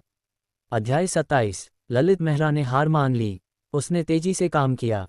उसी दोपहर ललित 8 लाख रुपये कैश लेकर आ गया। वो मन ही मन शौर्य को गालियां दे रहा था। बैंक ट्रांसफर नहीं चलेगा, कैश चाहिए। ये तो सजा थी। शौर्य ने पैसे लिए और एक दवा का पैकेट फेंक दिया। इसे घर ले जाओ, उबालो और 7 दिन तक लगातार पिलाओ। ललित को दवा की असलियत पर शक था, लेकिन वो इतना बेवकूफ़ नहीं था कि ये बात मुंह से कह दे। 8 लाख रुपये में एक पैकेट दवा, ये सचमुच सस्ता नहीं था। फरहान के लिए उसने इसे स्वीकार कर लिया। शौर्य ने 8 लाख रुपये कैश को लापरवाही से एक तरफ रख दिया और ध्यान नहीं दिया। उसकी नज़र में 8 लाख और 800 रुपये में कोई फर्क नहीं था। अगर कुछ दिनों बाद ऑक्शन न होता और उसके पास पैसे न होते तो वो इन 8 लाख रुपये को लेने की जहमत भी न उठाता। इसे इस बार का ब्याज समझ लो। शौर्य बालकनी पर बैठा था, पास में एक टेबल थी। अच्छा हुआ कि जया राठौर और लक्ष्मी अय्यर स्कूल चली गई थी, तो शौर्य को अकेले फुर्सत के पल मिले। शौर्य ने एक पेन लिया और कागज़ पर लिखने ड्रॉ करने लगा। अगले कुछ कामों की लिस्ट बनाई। पहला काम, जल्दी से सही औषधीय सामग्री ढूंढो और ताकत बढ़ाने वाली औषधियां रिफाइन करो। दूसरा काम, अपने लिए कुछ काम ढूंढो। तीसरा काम, अपनी एक ताकत बनाओ जो मेरी छोटी बहन की रक्षा करे। चौथा काम, घर जाओ। पांचवां काम, विला के लिए एक बड़ा फॉर्मेशन बनाओ जो आसमान और धरती की आध्यात्मिक ऊर्जा को सोखे। शौर्य ने फिलहाल ये 5 चीजें लिस्ट की। ललित मेहरा इस बार नुकसान उठा चुका था और अगली बार जरूर बदला लेगा। शौर्य ये अच्छे से जानता था। अपनी गैरमौजूदगी में किसी भी हादसे से बचने के लिए एक ताकत बनाना जरूरी था। शौर्य का एक लक्ष्य था।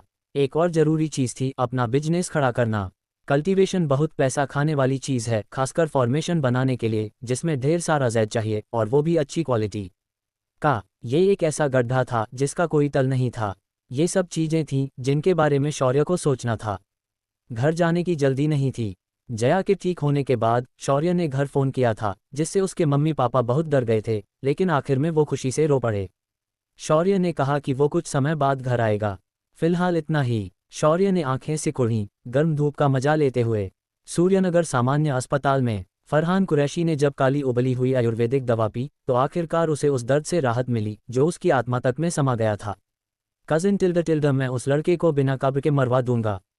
फरहान का चेहरा डरावना था, नफरत से भरा हुआ। पहले का उसका डैशिंग लुक कुछ ही दिनों की तड़प में बिखर गया था, वो मरने की कगार पर लग रहा था। और जया राठौर, उस छोटी सी चालाक लड़की को मैं उसकी जिंदगी नर्क बना दूंगा। ललित मेहरा भी बहुत गुस्से में था। फरहान, तुम मेरे कजिन हो, मैं तुम्हारा ये गुस्सा जरूर निकलवाऊंगा। अभी तुम्हें बस अपनी चोटों का ध्यान रखना है, कोई जल्दबाजी मत करना। ललित ने उसे तसल्ली दी।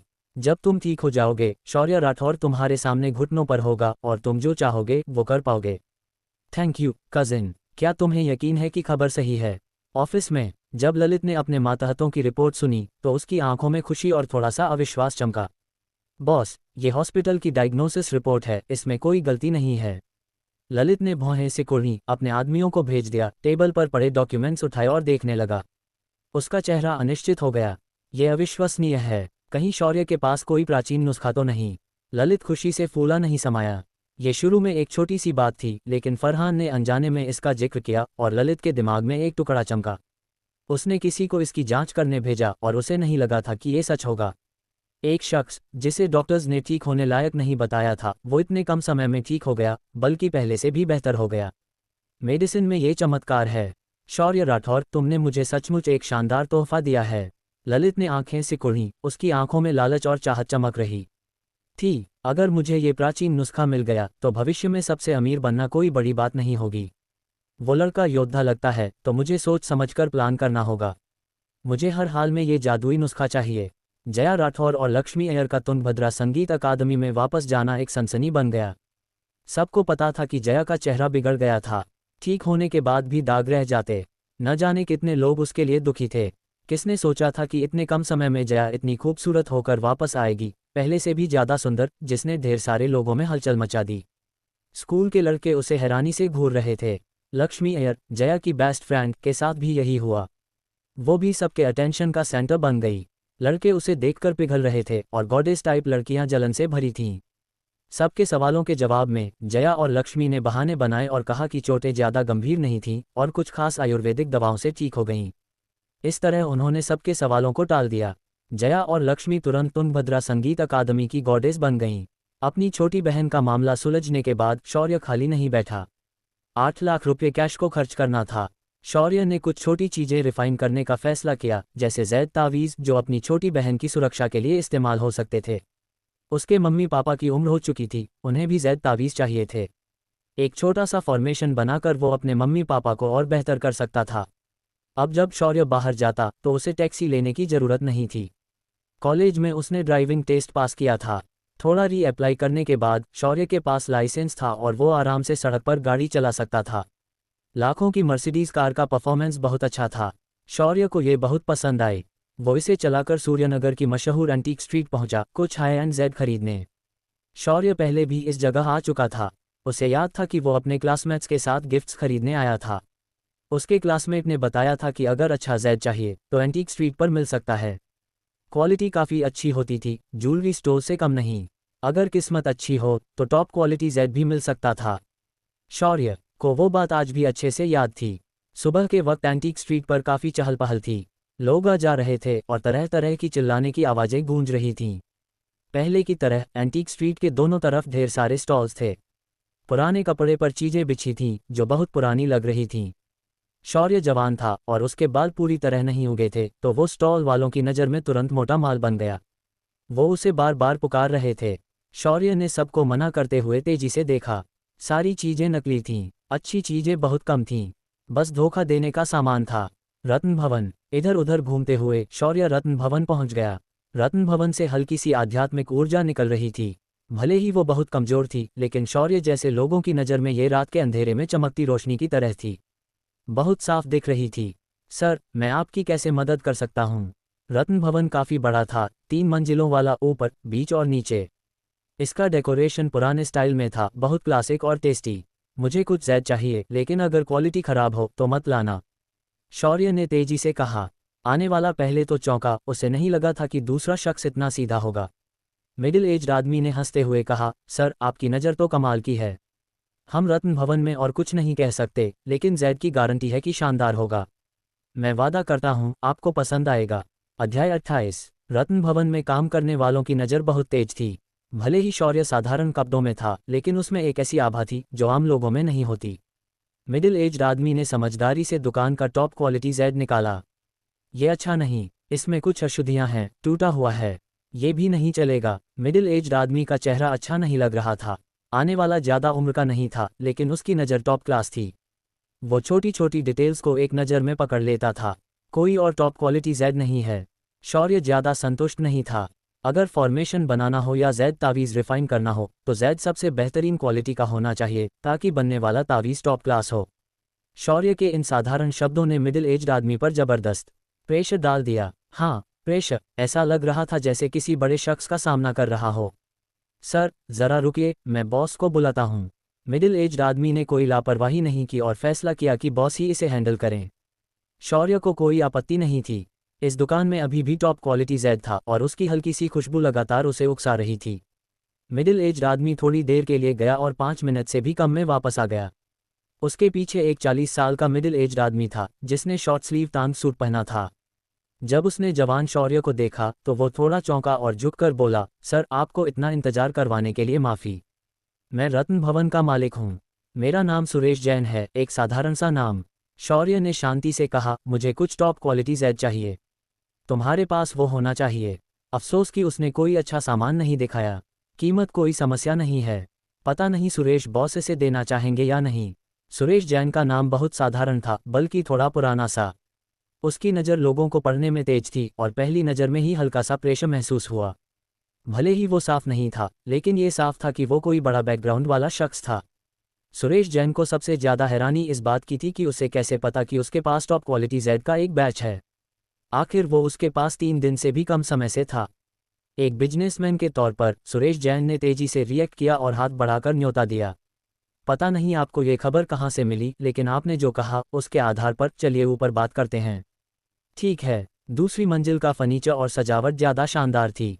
सुरेश जैन ने पहले एक गर्म चाय का पॉट बनाया और शौर्य के लिए एक कप डाला। फिर वो बगल के कमरे में गया, तिजोरी खोली और एक लकड़ी का डिब्बा निकाला जिस पर लाल कपड़ा ढका था। सर, देखिए। सुरेश जैन शौर्य जैसे लोगों के साथ लापरवाही नहीं कर सकता था। उसे डर था कि कहीं इस जवान मास्टर को नाराज न कर दे। उसका एक शब्द रत्न भवन में मुसीबत ला सकता था। भले ही उसे डर न हो, फिर भी डील करना मुश्किल होता। ये जैद का बैच वैसे भी बेचने के लिए था और सुरेश जैन को कोई दिक्कत नहीं थी, बशर्ते दूसरा शख्स सही कीमत दे। लाल कपड़ा हटाया गया और अंदर 6 लंबे जैद के टुकड़े दिखे। वो प्रोसेस नहीं किए गए थे, उनका रंग नरम था और वो देखने में बहुत अच्छे लग रहे थे। ये उत्तर से आए टॉप ग्रेड जैड हैं, सचमुच शानदार चीज़। अगर कोई मास्टर इसे प्रोसेस करे तो ये अनमोल हो जाएगा, सुरेश जैन ने बताया। शौर्य बहुत शांत था और हल्का सा सिर हिलाया। क्वालिटी ठीक है, कीमत बताओ, मैं सारे ले लूँगा। सुरेश जैन को सचमुच नहीं पता था कि क्या कहे। टॉप क्वालिटी जैड को तुम ठीक कह रहे हो, इससे बेहतर कोई चीज़ है तो निकाल कर दिखाओ। आखिर में उसने ये बात नहीं कही।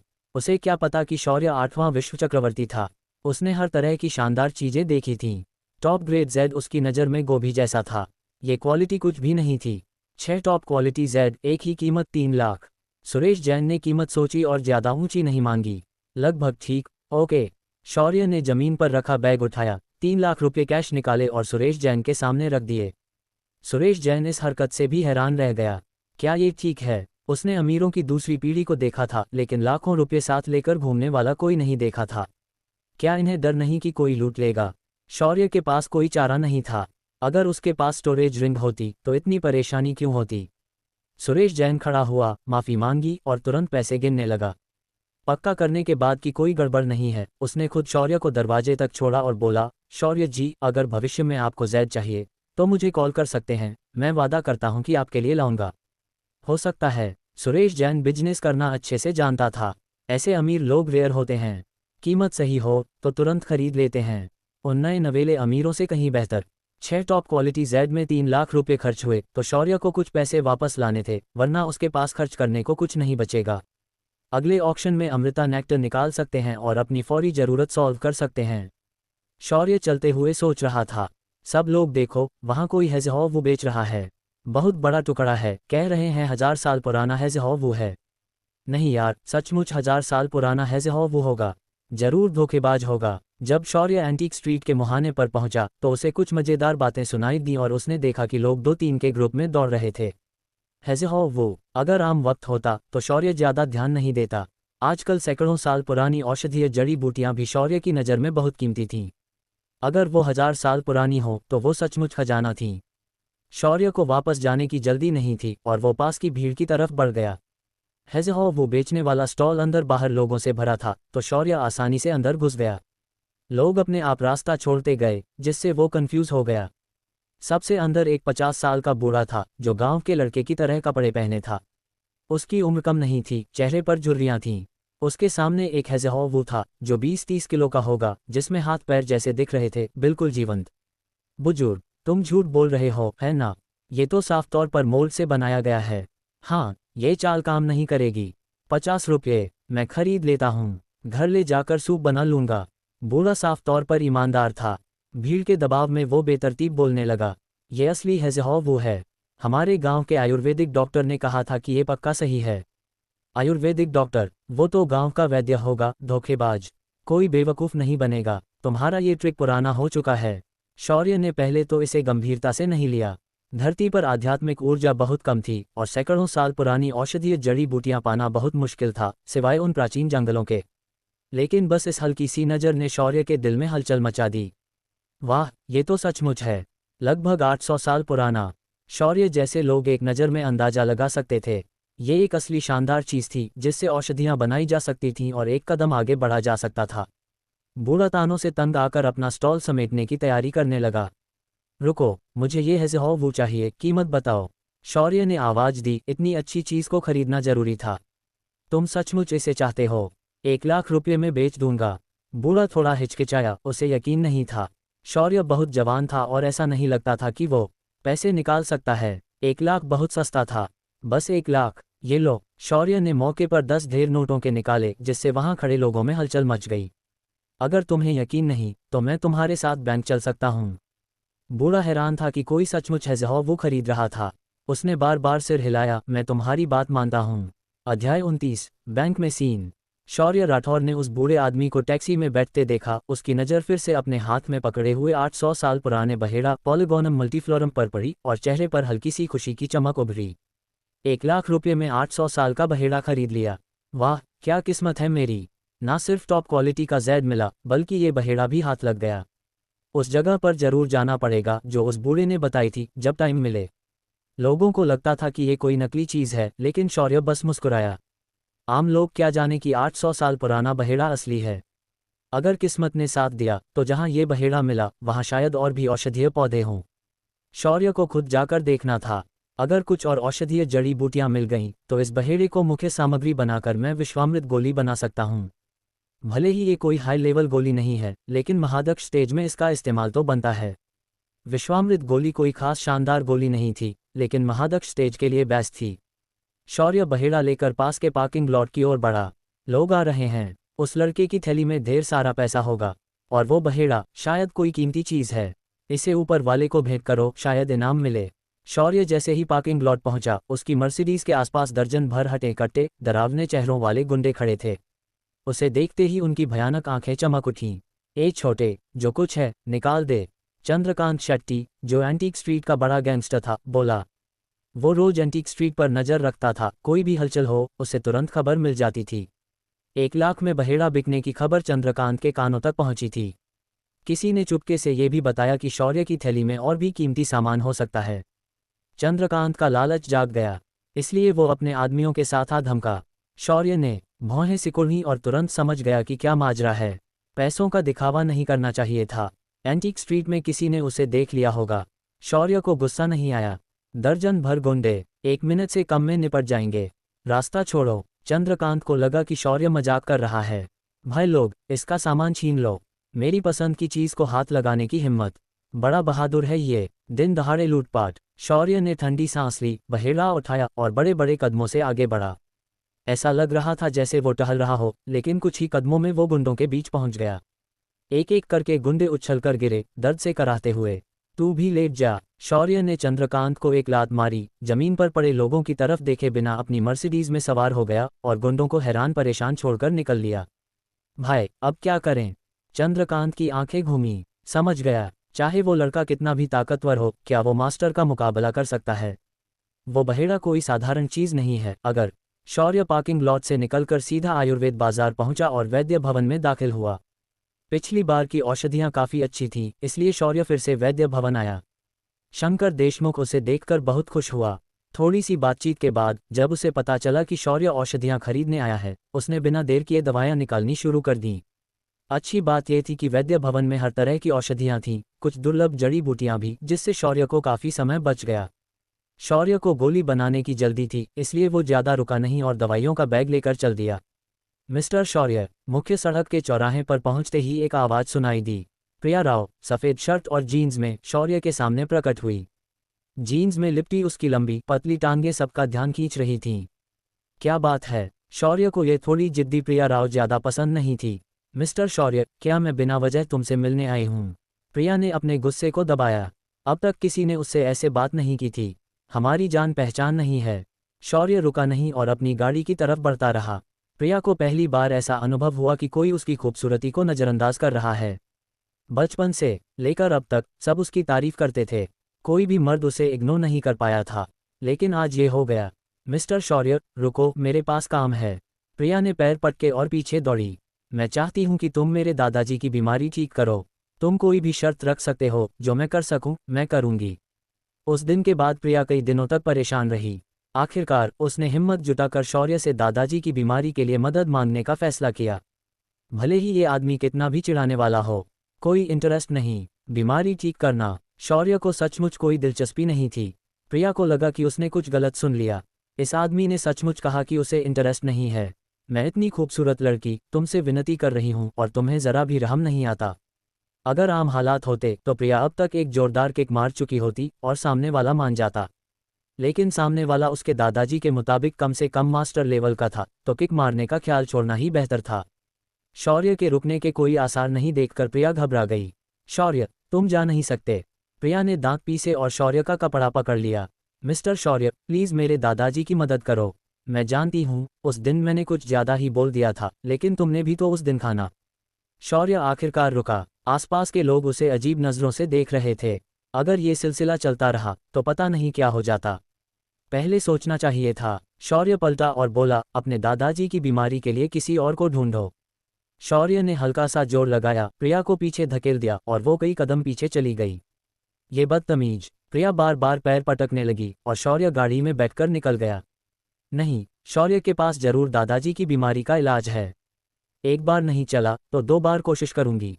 विला में वापसी। शौर्य बड़े बड़े बाइक्स लेकर नीचे उतरा, जिनमें से कई चीजें बाद में खरीदी थीं। वो अभी महादक्ष स्टेज में था और शक्तिमान स्टेज तक नहीं पहुंचा था, इसलिए वो शक्तिमान अग्नि को जमा नहीं कर सकता था। सामान सेट करने के बाद शौर्य ने गोली बनाने की प्रक्रिया शुरू की। टॉप क्वालिटी जैड का मामला अभी इंतजार कर सकता था। बहेड़ा का मामला ज्यादा जरूरी था। इसका आध्यात्मिक ऊर्जा धीरे धीरे खत्म हो रही थी। जितनी जल्दी गोली बन जाए उतना बेहतर। चूंकि उसके पास शक्तिमान अग्नि नहीं थी, शौर्य को सामान्य बायलर का सहारा लेना पड़ा और नीचे से आग जलानी पड़ी। भले ही इसमें टाइम ज्यादा लगता था, लेकिन कुछ ना करने से बेहतर था। शौर्य ने बहेड़ा काटा और एक आध्यात्मिक ऊर्जा की लहर बाहर निकली, जिसे सूंघते ही मन को सुकून मिला। क्या चीज है, वाकई कमाल। धरती पर 800 साल का बहेड़ा मिलना आसान नहीं है। शौर्य ने जल्दी जल्दी बहेड़ा को टुकड़ों में काटा, एक एक करके बायलर में डाला और दवा उबालने लगा। पहला स्टेप कामयाब रहा। शौर्य रुका नहीं, उसने बाकी औषधियों को एक एक करके तैयार किया। उसकी आध्यात्मिक चेतना हर चीज पर नजर रख रही थी। जैसे ही औषधियों का असर सही हुआ, उसने उन्हें डाल दिया और धीमी आंच पर पकने दिया। पूरा कमरा दवाइयों की तीखी खुशबू से भर गया। यही है वो खुशबू। शौर्य मुस्कुराया। ये तो आधा काम हुआ, बाकी आधा बहुत जरूरी था। शौर्य ने फिर से ध्यान लगाया और रिफाइनिंग शुरू की। समय धीरे धीरे बीतता गया। दिन से रात हो गई। करीब 17-18 घंटे लगे। शौर्य ने बायलर की ओर कई जटिल हस्त मुद्राएं बनाईं। हर मुद्रा बहुत पेचीदा थी। उसने खुद को इसमें डुबो दिया, अंदर की औषधियों के गुणों को उभारा और उन्हें गोलियों में बदला। ये प्रक्रिया ज्यादा लंबी नहीं थी, बस 10 मिनट की। हो गया। बायलर खोलते ही अंदर कई गहरे पीले रंग की गोलियां दिखीं। ये थी विश्वामृत गोलियां। कुल 78 गोलियां। अध्याय 30 गोलियां और जैद तावीज़। शौर्य ने लंबे समय से विश्वामृत गोली नहीं बनाई थी। ये बस उसकी यादों में बची थी। बुरा नहीं, बुरा नहीं।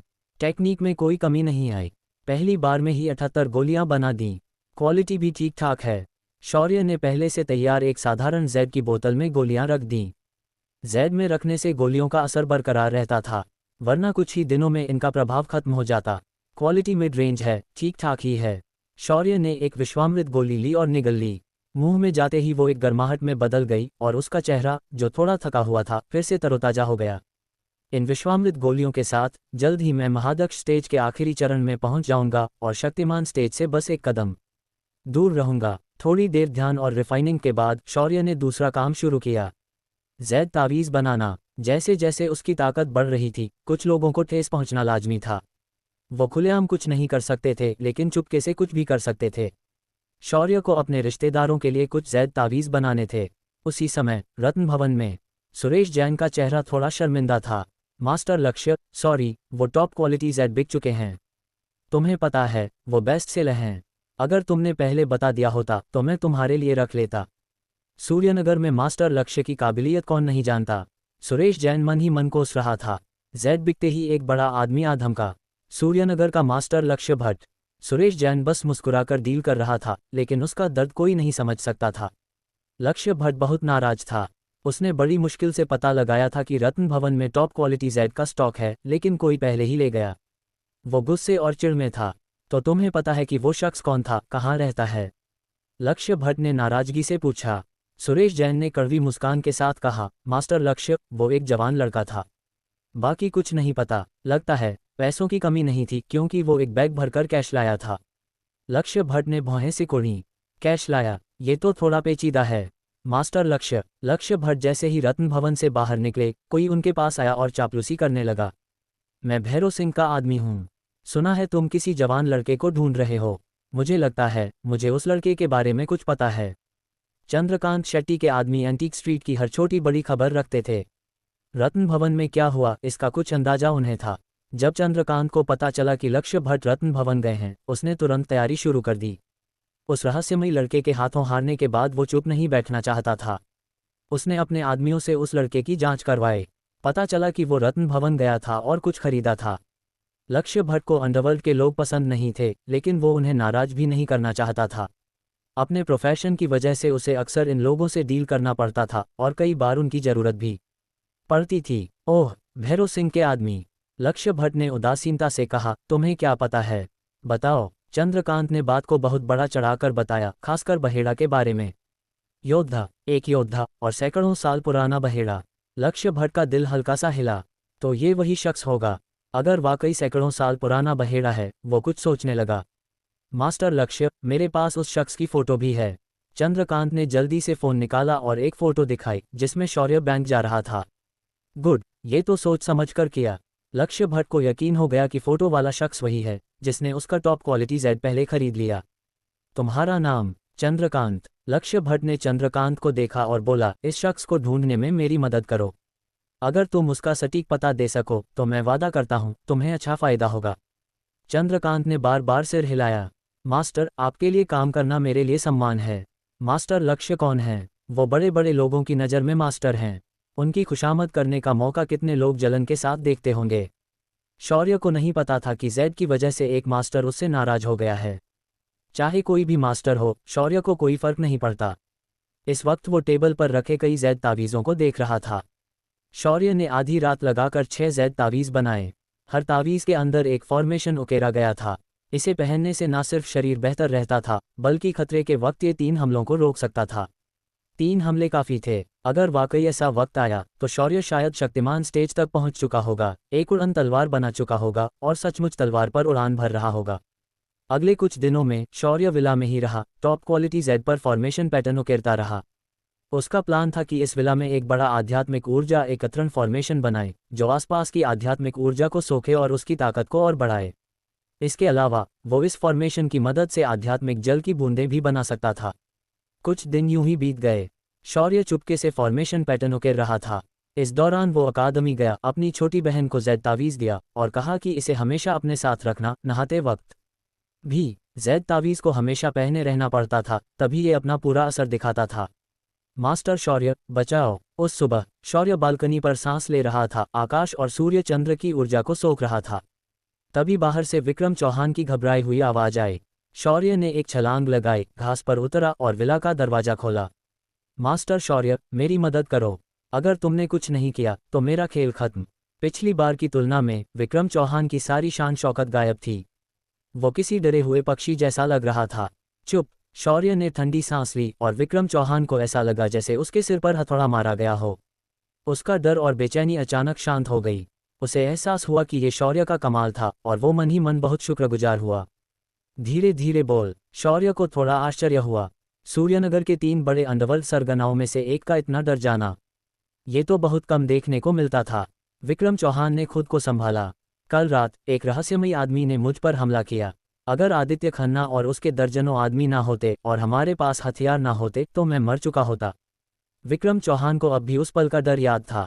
वो बहुत डरावना था। वो इधर उधर दौड़ रहा था, गोलियां भी उसे छू नहीं पाईं। मेरे लोग। शौर्य ने टेबल पर उंगलियों से ताल ठोंकी, बहुत रिदम में। कोई योद्धा तुमसे बदला लेने आया है।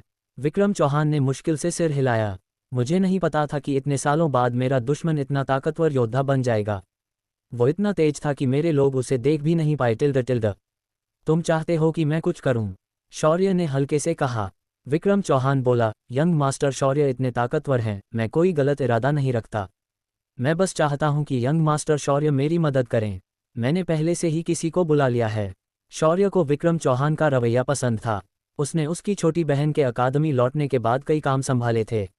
ये आदमी अभी काम का था और उसे पता था कि कब आगे बढ़ना है, कब पीछे हटना है। मदद मांगने आया है और बात को इतने अच्छे से कह रहा है। कब? विक्रम चौहान खुशी से उछल पड़ा। आज रात। अध्याय 31। सूर्यनगर उपनगर। ये कोई विला एरिया नहीं था, बल्कि सूर्यनगर के बाहरी इलाके में बना एक प्राइवेट विला था, जहां का नज़ारा बहुत खूबसूरत था। विक्रम चौहान को शहर में रहना पसंद नहीं था। करियर में कामयाबी मिलने के बाद उसने ऐशो आराम की जिंदगी शुरू की। उसके शब्दों में, शहर में रहने से मौत जल्दी आती है। उपनगर में रहो, जहां हवा साफ है, माहौल अच्छा है और जिंदगी लंबी होती है। इसके लिए विक्रम चौहान ने पास की एक पहाड़ी खरीदी, एक झील खुदवाई और 8 करोड़ रुपए खर्च करके आखिरकार ये विला बनवाया। लेकिन अब विक्रम चौहान बहुत घबराया हुआ था। आज रात वो रहस्यमयी और ताकतवर दुश्मन आने वाला था। मिस्टर किरण, इस मामले में तुम्हें तकलीफ दी, सॉरी। अगर तुम उस घुसपैठिए को भगा सको तो 50 लाख का इनाम मिलेगा। अगर उसे जिंदा पकड़ लिया तो 1 करोड़। विक्रम चौहान ने सोफे पर बैठे शख्स से कहा। सामने के सोफे पर एक काले रंग का हट्टा-कट्टा आदमी बैठा था, जिसके पास एक बड़ी तलवार थी। उसकी भौहें तलवार जैसी तेज थीं और बिना गुस्सा किए भी वो डरावना लगता था। बहुत दबंग था। ये और कोई नहीं, विक्रम चौहान का मिस्टर किरण नेगी था। भाई विक्रम, ये काम मैं जरूर करूंगा, किरण नेगी ने मुस्कुराते हुए कहा। बस वो शख्स आने की हिम्मत करे, मैं, किरण, उसे इस विला से बाहर नहीं जाने दूंगा। किरण नेगी एक योद्धा था और मिंग जिन के पीक पर था।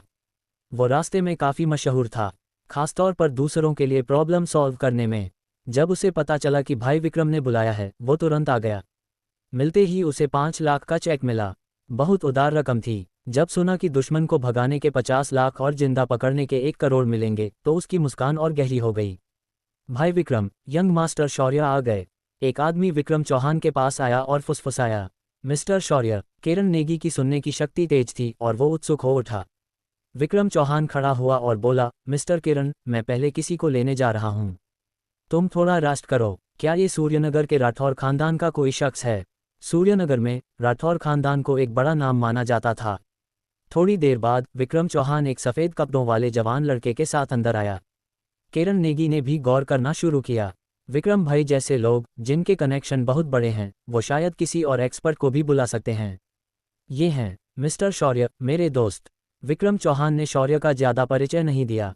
शौर्य ने किरण नेगी को देखा और हल्का सा सिर हिलाया। उसे डर था कि मिंग जिन का पीक वाला योद्धा शायद काम का नहीं होगा। ऊपर से वो जाहिर तौर पर लैग स्किल्स प्रैक्टिस करता था, जो शायद दुश्मन को काबू नहीं कर पाएगा। शौर्य को मिंग जिन के पीक वाले योद्धा से कोई मतलब नहीं था। किरण नेगी ने भी गौर किया कि ये यंग मास्टर शौर्य राठौर खानदान का नहीं लगता, ना ही योद्धा था। वो आलसी सा दिखता था और चलने में योद्धा जैसी कोई बात नहीं थी। बस योद्धा ना हो। किरण नेगी ने उसे एक बिगवेल रई से ज़्यादा समझ लिया। एक योद्धा के तौर पर उसे ऐसे रईस-ए-जदे बिल्कुल पसंद नहीं थे, जिनमें कोई खास काबिलियत नहीं होती, लेकिन दिखावा बहुत होता। समय धीरे धीरे बीतता गया। शौर्य अंदर आने के बाद आंखें बंद करके आराम करने लगा। जो लोग हालात नहीं जानते थे, उन्हें लगता कि वो सो गया है। जल्द ही रात के 12 बज गए। पूरा विला शांत लग रहा था। विक्रम चौहान को पता था कि वो शख्स आज रात आएगा, इसलिए उसने कोई आदमी तैनात नहीं किया था। वो शख्स इतना ताकतवर था कि हथियार भी उसका कुछ नहीं बिगाड़ सकते थे, सिवाय इसके कि दर्जनों गनमैन तैनात किए जाएं। अगर ऐसा किया तो बहुत बड़ी मुसीबत हो जाती। अगले दिन उसे जरूर चाय पीने बुलाया जाता। जब विक्रम चौहान ने उन लोगों की सख्ती के बारे में सोचा तो उसका हौसला पस्त हो गया। वो बस इंतजार करना चाहता था कि वो शख्स आए। वैसे भी आज रात यंग मास्टर शौर्य मौजूद थे तो खतरा टल ही जाएगा। खटखट खटखट। शांत रात में हल्की हवा चली और पत्तियां सरसराने लगीं। आ गया। सोफे पर बैठा किरण नेगी अचानक अपनी आंखें खोलकर दरवाजे की तरफ तलवार जैसी नजरों से देखने लगा। विक्रम चौहान ने अपने डर को दबाया। यंग मास्टर शौर्य इतने शांत और कूल हैं, उनके रहते मुझे डरने की क्या जरूरत। विक्रम चौहान खुद को हिम्मत देता रहा। धड़ाम। बंद दरवाजे से एक भारी आवाज आई और दरवाजा टूटकर उनकी ओर उछला। भाई विक्रम के सामने इतनी गुस्ताखी। किरण नेगी खुशी से उछल पड़ा। आखिरकार उसकी बारी आई। उसने एक कदम में छलांग लगाई और दरवाजे पर मुक्का मारा। क्लिक की आवाज के साथ दरवाजा टुकड़े टुकड़े हो गया। Tap tap. मिंगजिन के पीक का योद्धा, थोड़ी ताकत तो है, बुरा नहीं। दरवाजे के बाहर एक काले साए जैसा मिडिल एज आदमी प्रकट हुआ। विक्रम चौहान, काफी समय बाद मिले। मुझे नहीं लगा था कि तुम मुझसे मिलने की हिम्मत करोगे। वो आदमी काले कपड़ों में था, उसका चेहरा डरावना था। उसके बाएं गाल पर एक निशान था जो उसकी गर्दन तक जाता था। बहुत खौफनाक था। सचमुच तुम जोरावर ठाकुर, विक्रम चौहान ने हिम्मत जुटाकर कहा। तुम्हारी किस्मत अच्छी है, तुम अभी तक जिंदा हो। तुम नहीं मरे तो मैं कैसे मर सकता हूँ। काले कपड़ों वाला मिडिल एज आदमी जोरावर ठाकुर ठंडी हंसी हंसा और उसके चेहरे का निशान कनखजूरे की तरह हिलने लगा। तुमने मुझे बहुत निराश किया। मैंने तुम्हें एक दिन का वक्त दिया, लेकिन तुमने बस एक मिंगजिन के पीक वाला योद्धा ढूंढा। किरण नेगी को गुस्सा आ गया कि उसे नजरअंदाज किया जा रहा है। हद है। किरण नेगी दरवाजे की ओर सरक गया और जोरावर ठाकुर पर एक तेज किक मारी। कचरा। जोरावर ठाकुर उससे भी तेज था। उसने उसी तेजी और ताकत के साथ एक किक मारी जो सनसनाती हुई आई। किरण नेगी ने भी तेजी से रिएक्ट किया और दोनों हाथों से ब्लॉक किया। धड़ाम की आवाज के साथ एक जबरदस्त ताकत आई और उसे पूरे शरीर में सुइयों जैसी चुभन महसूस हुई। बहुत दर्द हो रहा था। किरण नेगी विला की दीवार से टकराया और जमीन पर गिरते ही खून उलट दिया। तुम एक अंदरूनी ताकत के मास्टर हो, खांसी खांसी। किरण नेगी की आंखों में सदमा और डर था। मिंगजिन के पीक पर होने के बावजूद किरण नेगी बैल जैसी ताकत रखता था, लेकिन सामने वाले के सामने वो एक किक भी नहीं झेल पाया और बुरी तरह घायल हो गया। उसे पूरे शरीर में सुइयों की चुभन महसूस हुई, जो इस बात का सबूत था कि सामने वाला अंदरूनी ताकत में माहिर था। थोड़ी समझ तो है, लेकिन तुम्हारी ताकत बहुत कमजोर है। जोरावर ठाकुर ने ठंडी हंसी हंसी। किरण नेगी जानता था कि अंदरूनी ताकत का मास्टर कितना खतरनाक होता है। सामने वाला उसे आसानी से मार सकता था। उसने विक्रम चौहान की ओर झुककर कहा, भाई विक्रम, सॉरी, ये आदमी बहुत ताकतवर है। मैं वो 5 लाख भी नहीं लूंगा। विक्रम चौहान का चेहरा बहुत बुरा हो गया। 5 लाख खर्च करके जो योद्धा बुलाया था, वो सामने वाले की एक किक भी नहीं झेल पाया, और पहले तो इतना बड़ा दावा कर रहा था। उसका मुंह जोरदार तमाचे की तरह लाल हो गया। किरण नेगी ने कुछ करने की हिम्मत नहीं की और लंगड़ाते हुए पिछले दरवाजे की ओर बढ़ गया। अगर अब नहीं भागा तो मरने की बारी थी। रही बात विक्रम चौहान की, वो अब उसकी परवाह नहीं कर सकता था। विक्रम चौहान, तुमने कभी नहीं सोचा होगा कि उस वक्त मैं तुमसे हार गया था, लेकिन आखिर में मेरी किस्मत ने साथ दिया और मुझे एक मास्टर मिला। अब मैं अंदरूनी ताकत का मास्टर हूं और मेरे पास जबरदस्त शक्ति है। मेरी नज़रों में तुम्हारी ताकत कुछ भी नहीं। जोरावर ठाकुर ने दांत दिखाए और उसकी डरावनी आवाज गूंजी। आज रात मैं तुम्हें उस पुरानी यातना और दर्द का स्वाद चखाऊंगा। तुम्हें ये फीलिंग जरूर पसंद आएगी। विक्रम चौहान ने जबरदस्ती खुद को शांत रखा ताकि उसका हौसला न टूटे। जोरावर ठाकुर, मैंने तुम्हें कम आंका था, लेकिन क्या तुम सचमुच सोचते हो कि मैं तैयार नहीं हूं? विक्रम चौहान अब सिर्फ शौर्य पर भरोसा कर सकता था। उसे कामयाब होना ही था। मास्टर शौर्य। विक्रम चौहान पलटा और शौर्य से सम्मान के साथ बोला, अरे, यहाँ तो एक और शख्स है। तुम इस छोटे नवाब पर भरोसा कर रहे हो? हा हा हा। जोरावर ठाकुर ने इस शख्स को पहले ही देख लिया था, लेकिन उसमें कोई खास ऑरा नहीं था। जाहिर है वो उसे गंभीरता से नहीं ले रहा था। शौर्य, जो आंखें बंद करके आराम कर रहा था, उसने आखिरकार अपनी आंखें खोलीं। मरना है या जीना है? अध्याय 32, मरना या जीना।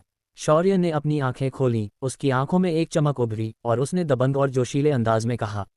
विक्रम चौहान दंग रह गया। उसने सीना ठोककर कहा कि उसने कभी इतने दबंग शब्द नहीं सुने थे। सामने वाले ने अभी हाथ भी नहीं उठाया था और उसने सामने वाले की जिंदगी का फैसला कर दिया। मरना, जीना, मैं जीना चाहता हूँ, यंग मास्टर शौर्य। विक्रम चौहान का खून खौल उठा और वो उत्साह से भर गया। मैंने सही शख्स को चुना। उसे पता था कि दुश्मन कितना ताकतवर है, फिर भी उसने ऐसा कहा।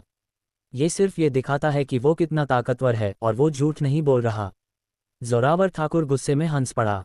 उसे आज रात एक छोटे नवाब ने नज़रअंदाज कर दिया। विक्रम चौहान, तुम सचमुच इस छोटे नवाब की बातों पर यकीन कर रहे हो? तो चलो देखते हैं कि तुम कितने ताकतवर हो। धटाक, जोरावर ठाकुर ने जमीन पर पैर मारा और हवा में उछल गया। जमीन के पत्थर चटकने लगे और उनमें दरारें पड़ गईं। फिर एक भारी मुक्का सीधे शौर्य की ओर आया। एक अंदरूनी ताकत के योद्धा के तौर पर जोरावर ठाकुर की स्पीड बहुत तेज थी।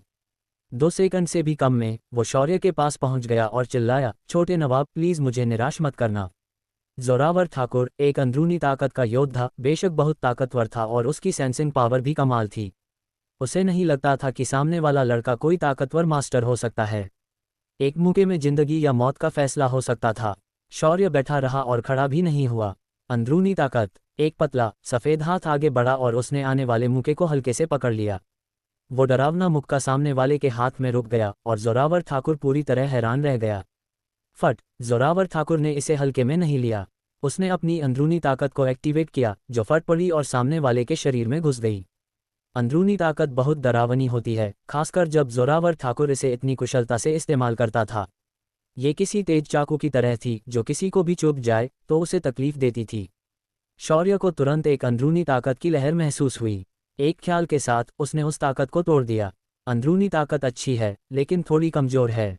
ताकत नहीं है इसमें, तुम जा सकते हो। दूसरा हाथ तुरंत ताली की तरह आया।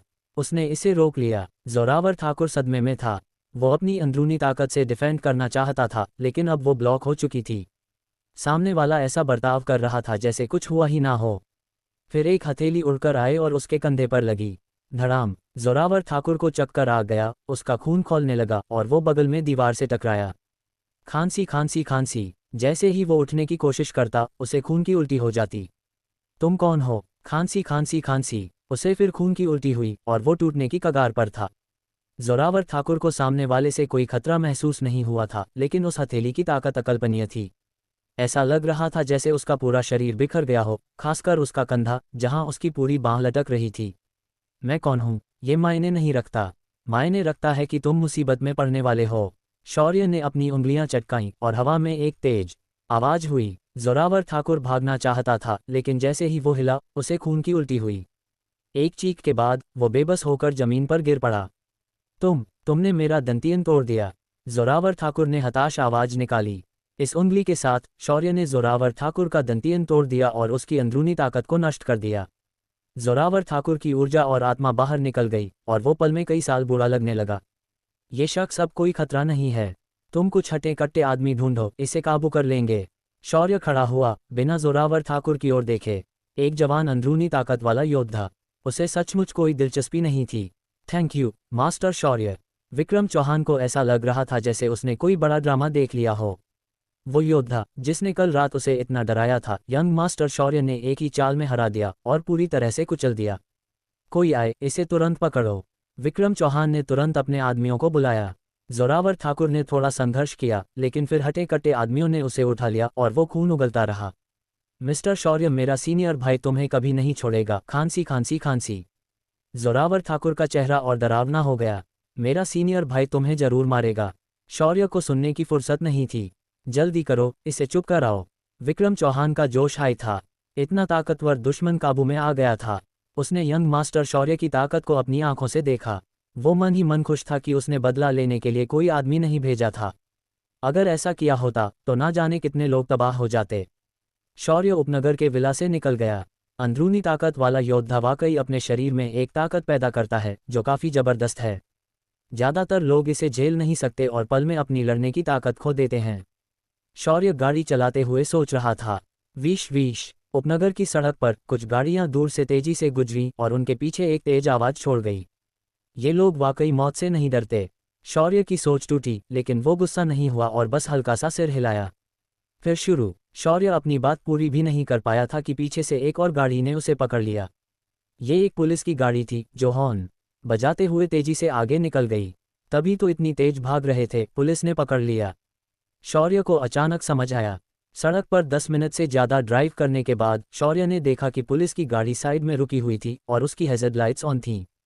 गाड़ी रोक। अचानक एक साया बाहर निकला और शौर्य ने रिफ्लेक्स में ब्रेक दबा दिया। किसी ने गाड़ी की खिड़की पर खटखटाया। एक जवान पुलिसवाली यूनिफॉर्म में खिड़की पर जोर जोर से खटखटा रही थी।